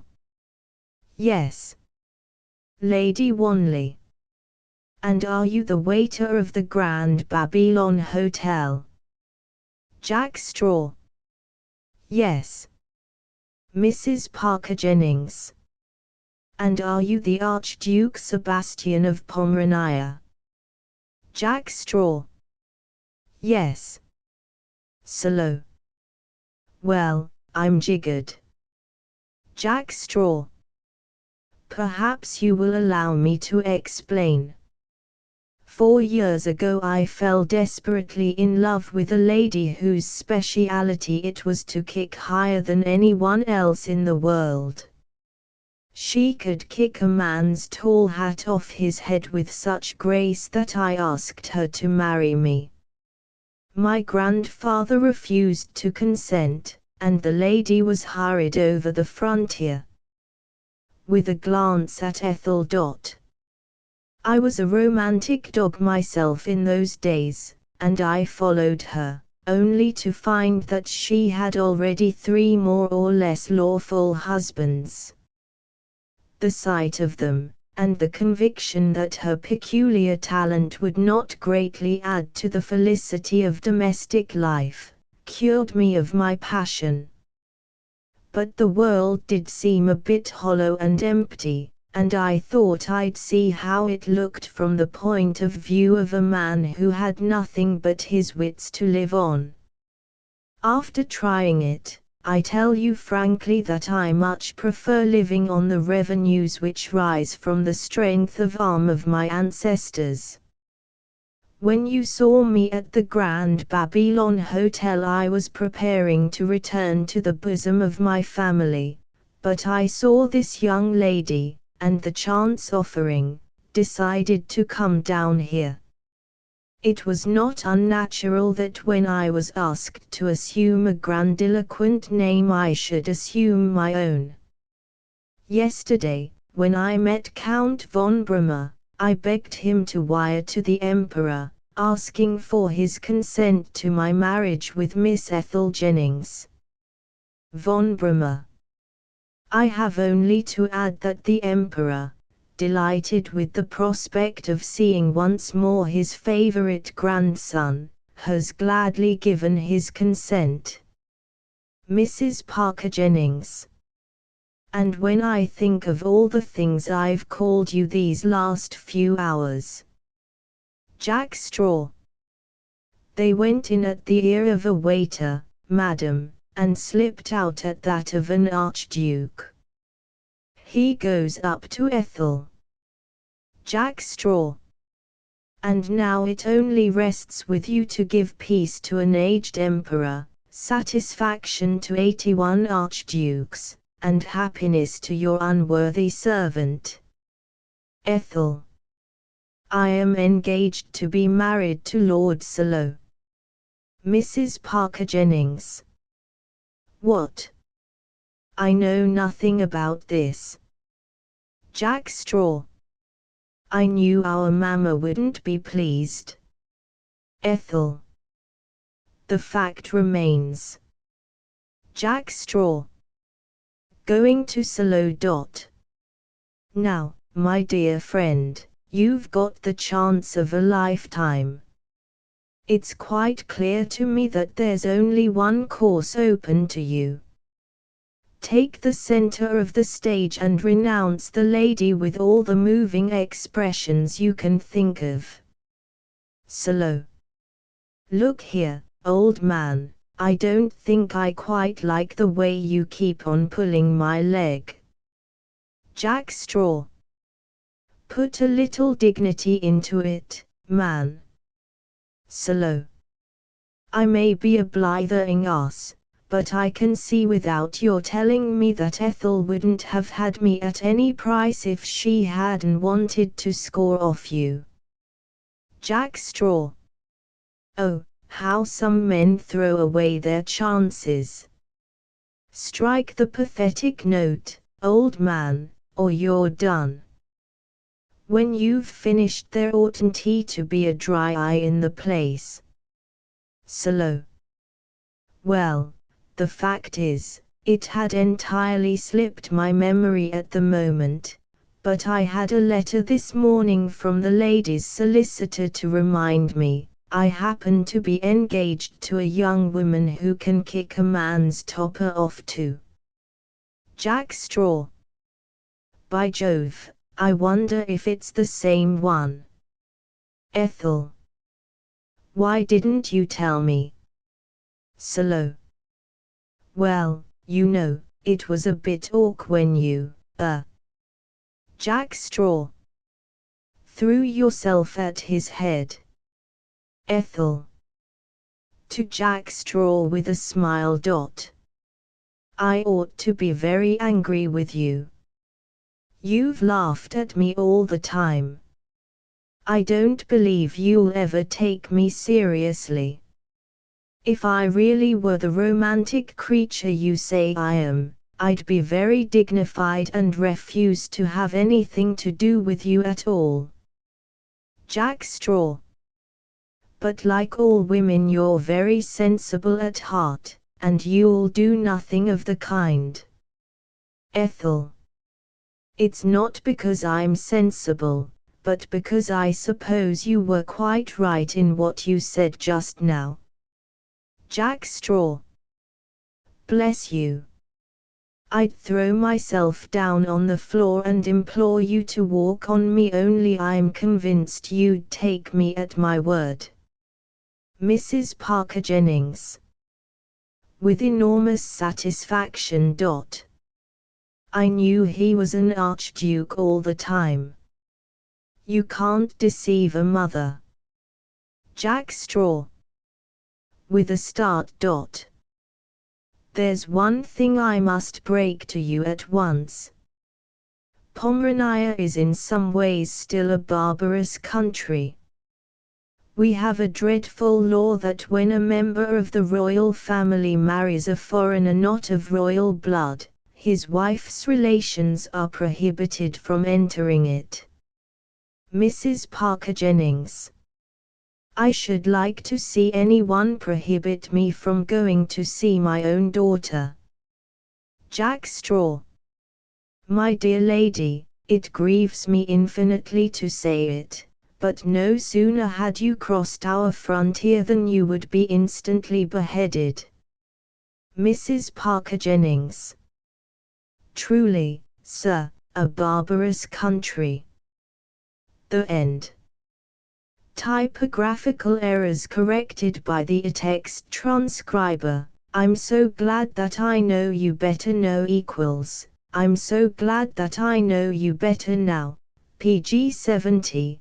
Takes out her handkerchief, rolls it up. Ball equals. Takes out her handkerchief, rolls it up into a ball. PG 124. Asterisk asterisk asterisk. End of the Project Gutenberg ebook Jack Straw, a farce in 3 acts. Asterisk asterisk asterisk. Updated editions will replace the previous one, the old editions will be renamed. Creating the works from print editions not protected by U.S. copyright law means that no one owns a United States copyright in these works, so the Foundation, and you, can copy and distribute it in the United States without permission and without paying copyright royalties. Special rules, set forth in the general terms of use part of this license, apply to copying and distributing Project Gutenberg trademark symbol electronic works to protect the Project Gutenberg trademark symbol concept and trademark. Project Gutenberg is a registered trademark, and may not be used if you charge for an ebook, except by following the terms of the trademark license, including paying royalties for use of the Project Gutenberg trademark. If you do not charge anything for copies of this ebook, complying with the trademark license is very easy. You may use this ebook for nearly any purpose such as creation of derivative works, reports, performances and research. Project Gutenberg ebooks may be modified and printed and given away. You may do practically anything in the United States with ebooks not protected by U.S. copyright law. Redistribution is subject to the trademark license, especially commercial redistribution. Start. Full license. The full Project Gutenberg license. Please read this before you distribute or use this work to protect the Project Gutenberg trademark symbol mission of promoting the free distribution of electronic works, by using or distributing this work, or any other work associated in any way with the phrase Project Gutenberg. You agree to comply with all the terms of the full Project Gutenberg trademark symbol license available with this file or online at www.gutenberg.org/license. Section 1. General Terms of Use and Redistributing Project Gutenberg Trademark Symbol Electronic Works 1.0. By reading or using any part of this Project Gutenberg trademark symbol electronic work, you indicate that you have read, understand, agree to and accept all the terms of this license and intellectual property, trademark/copyright, agreement. If you do not agree to abide by all the terms of this agreement, you must cease using and return or destroy all copies of Project Gutenberg trademark symbol electronic works in your possession. If you paid a fee for obtaining a copy of or access to a Project Gutenberg trademark symbol electronic work and you do not agree to be bound by the terms of this agreement, you may obtain a refund from the person or entity to whom you paid the fee as set forth in paragraph 1.e.8. 1.b. Project Gutenberg is a registered trademark. It may only be used on or associated in any way with an electronic work by people who agree to be bound by the terms of this agreement. There are a few things that you can do with most Project Gutenberg trademark symbol electronic works even without complying with the full terms of this agreement. See paragraph 1.c below. There are a lot of things you can do with Project Gutenberg trademark symbol electronic works if you follow the terms of this agreement and help preserve free future access to Project Gutenberg trademark symbol electronic works. See paragraph 1.e below. 1.c. The Project Gutenberg Literary Archive Foundation, the Foundation or PGLAF, owns a compilation copyright in the collection of Project Gutenberg trademark symbol electronic works. Nearly all the individual works in the collection are in the public domain in the United States. If an individual work is unprotected by copyright law in the United States and you are located in the United States, we do not claim a right to prevent you from copying, distributing, performing, displaying or creating derivative works based on the work as long as all references to Project Gutenberg are removed. Of course, we hope that you will support the Project Gutenberg trademark symbol mission of promoting free access to electronic works by freely sharing Project Gutenberg trademark symbol works in compliance with the terms of this agreement for keeping the Project Gutenberg trademark symbol name associated with the work. You can easily comply with the terms of this agreement by keeping this work in the same format with its attached full Project Gutenberg trademark symbol license when you share it without charge with others. 1.d. The copyright laws of the place where you are located also govern what you can do with this work. Copyright laws in most countries are in a constant state of change. If you are outside the United States, check the laws of your country in addition to the terms of this agreement before downloading, copying, displaying, performing, distributing or creating derivative works based on this work or any other Project Gutenberg trademark symbol work.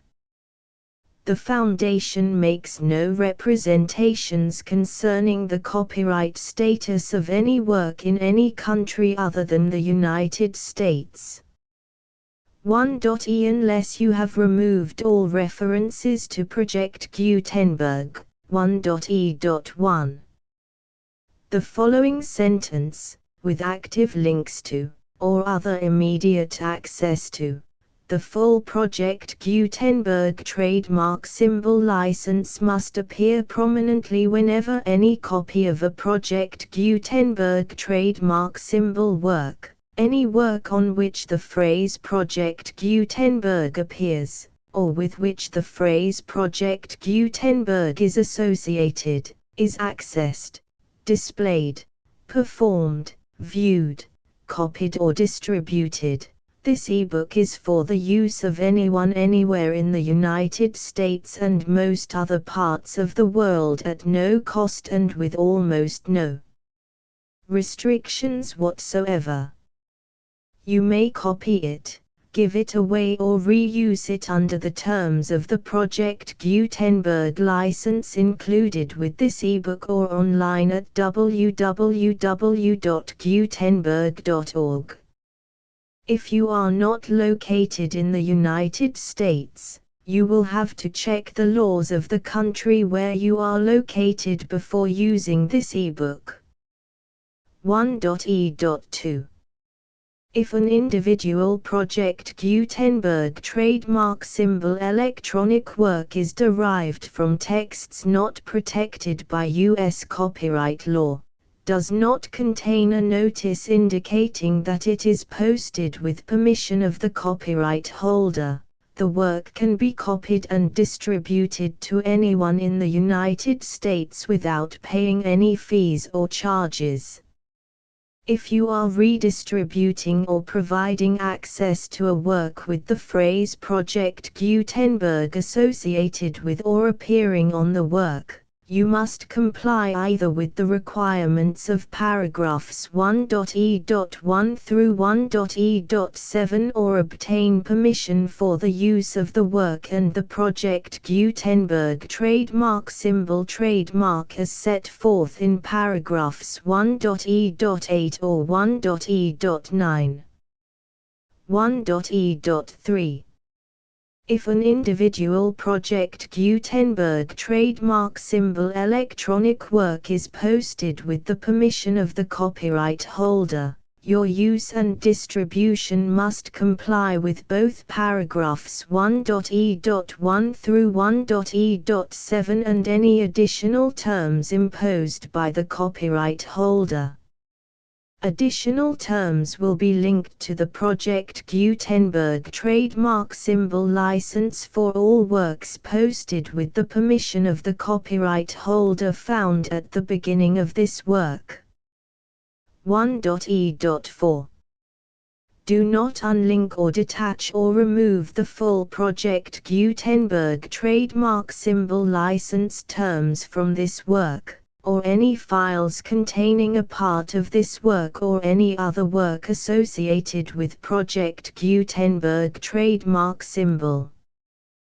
1.e.5 Do not copy, display, perform, distribute or redistribute this electronic work, or any part of this electronic work, without prominently displaying the sentence set forth in paragraph 1.e.1 with active links or immediate access to the full terms of the Project Gutenberg trademark symbol license.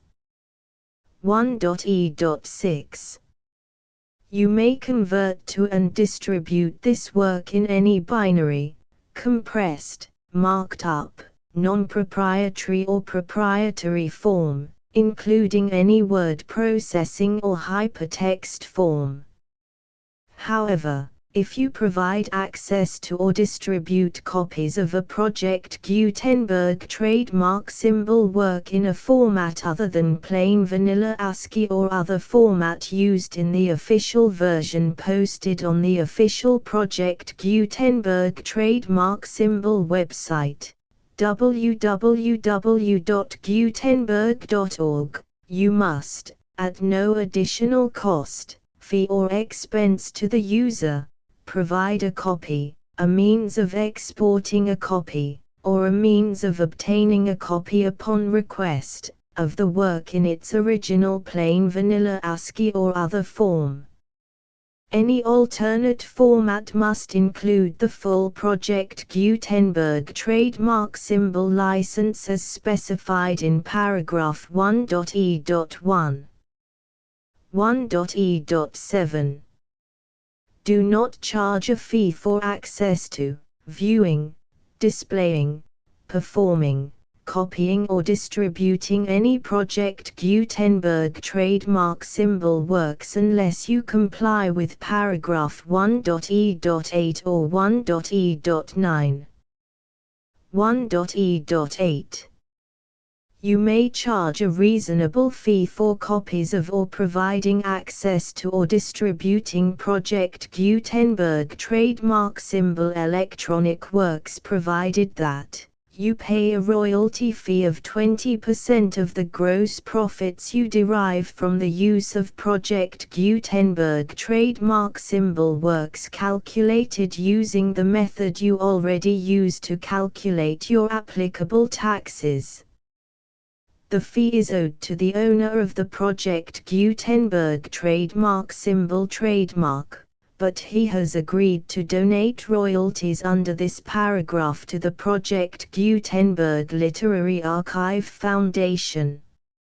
Royalty payments must be paid within 60 days following each date on which you prepare, or are legally required to prepare, your periodic tax returns. Royalty payments should be clearly marked as such and sent to the Project Gutenberg Literary Archive Foundation at the address specified in Section 4, Information about donations to the Project Gutenberg Literary Archive Foundation. You provide a full refund of any money paid by a user who notifies you in writing, or by email, within 30 days of receipt that he does not agree to the terms of the full Project Gutenberg trademark symbol license. You must require such a user to return or destroy all copies of the works possessed in a physical medium and discontinue all use of and all access to other copies of Project Gutenberg trademark symbol works. You provide, in accordance with paragraph 1.f.3, a full refund of any money paid for a work or a replacement copy, If a defect in the electronic work is discovered and reported to you within 90 days of receipt of the work, you comply with all other terms of this agreement for free distribution of Project Gutenberg trademark symbol works. 1.e.9. If you wish to charge a fee or distribute a Project Gutenberg trademark symbol electronic work or group of works on different terms than are set forth in this agreement, you must obtain permission in writing from the Project Gutenberg Literary Archive Foundation, the manager of the Project Gutenberg trademark symbol trademark. Contact the Foundation as set forth in Section 3 below. 1.f1.f.1 Project Gutenberg volunteers and employees expend considerable effort to identify, do copyright research on, transcribe and proofread works not protected by U.S. copyright law in creating the Project Gutenberg trademark symbol collection.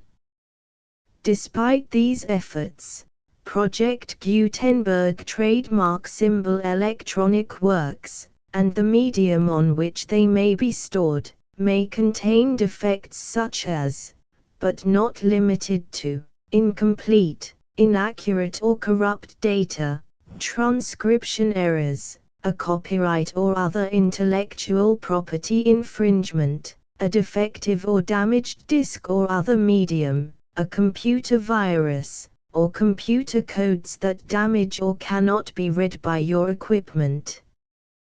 1.f.2 Limited warranty, disclaimer of damages, except for the right of replacement or refund described in paragraph 1.f.3, the Project Gutenberg Literary Archive Foundation, the owner of the Project Gutenberg trademark symbol trademark, and any other party distributing a Project Gutenberg trademark symbol electronic work under this agreement, disclaim all liability to you for damages, costs and expenses, including legal fees.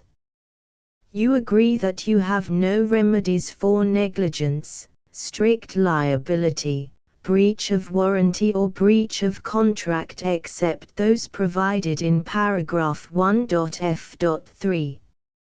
You agree that the Foundation, the trademark owner, and any distributor under this agreement will not be liable to you for actual, direct, indirect, consequential, punitive or incidental damages even if you give notice of the possibility of such damage. 1.f.3 Limited right of replacement or refund. If you discover a defect in this electronic work within 90 days of receiving it, you can receive a refund of the money, if any, you paid for it by sending a written explanation to the person you received the work from. If you received the work on a physical medium, you must return the medium with your written explanation. The person or entity that provided you with the defective work may elect to provide a replacement copy in lieu of a refund. If you received the work electronically, the person or entity providing it to you may choose to give you a second opportunity to receive the work electronically in lieu of a refund. If the second copy is also defective, you may demand a refund in writing without further opportunities to fix the problem. 1.f.4 Except for the limited right of replacement or refund set forth in paragraph 1.f.3, this work is provided to you as is, with no other warranties of any kind, express or implied, including but not limited to warranties of merchantability or fitness for any purpose. 1.f.5 Some states do not allow disclaimers of certain implied warranties or the exclusion or limitation of certain types of damages. If any disclaimer or limitation set forth in this agreement violates the law of the state applicable to this agreement, the agreement shall be interpreted to make the maximum disclaimer or limitation permitted by the applicable state law. The invalidity or unenforceability of any provision of this agreement shall not void the remaining provisions. 1.f.6 Indemnity. You agree to indemnify and hold the foundation, the trademark owner, any agent or employee of the foundation, anyone providing copies of Project Gutenberg trademark symbol electronic works in accordance with this agreement, and any volunteers associated with the production, promotion and distribution of Project Gutenberg trademark symbol electronic works, harmless from all liability, costs and expenses, including legal fees, that arise directly or indirectly from any of the following which you do or cause to occur. A. Distribution of this or any Project Gutenberg trademark symbol work. B. Alteration, modification, or additions or deletions to any Project Gutenberg trademark symbol work, and C. Any defect you cause. Section 2.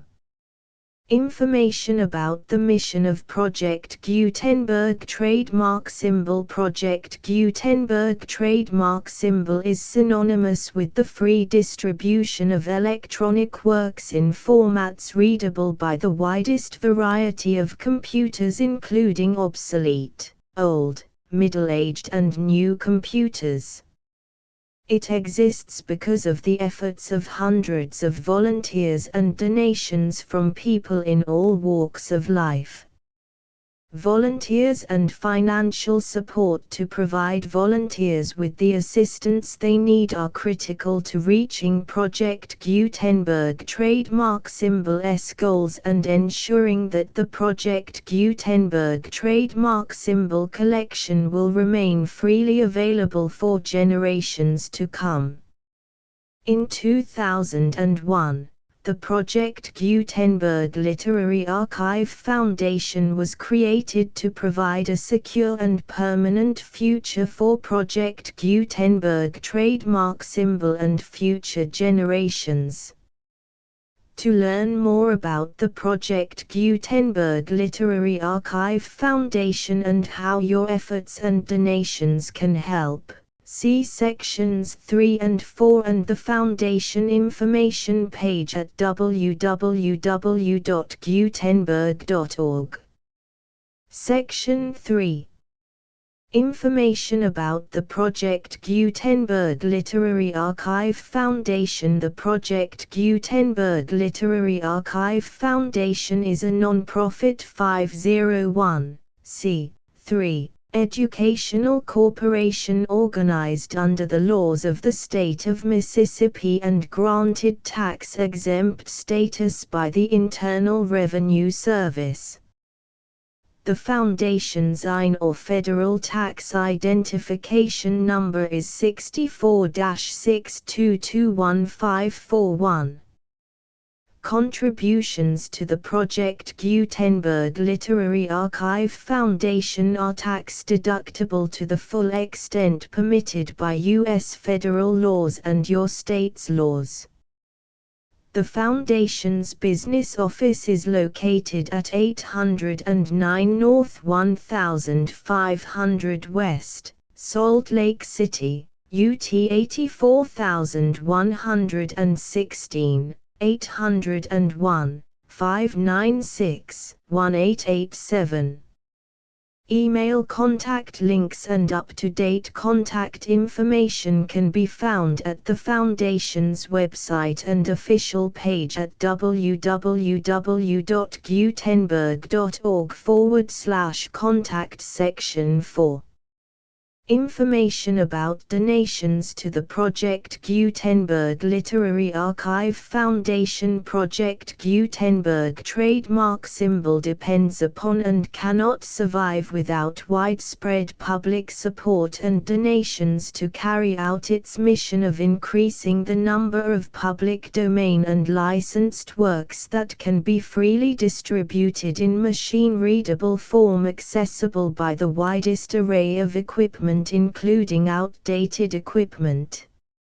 Many small donations, $1 to $5,000, are particularly important to maintaining tax-exempt status with the IRS.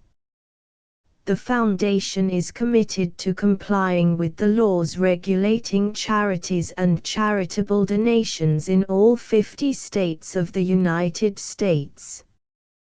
Compliance requirements are not uniform and it takes a considerable effort, much paperwork and many fees to meet and keep up with these requirements.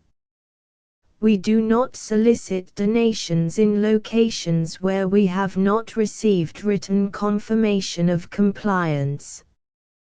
To send donations or determine the status of compliance for any particular state, visit www.gutenberg.org/donate.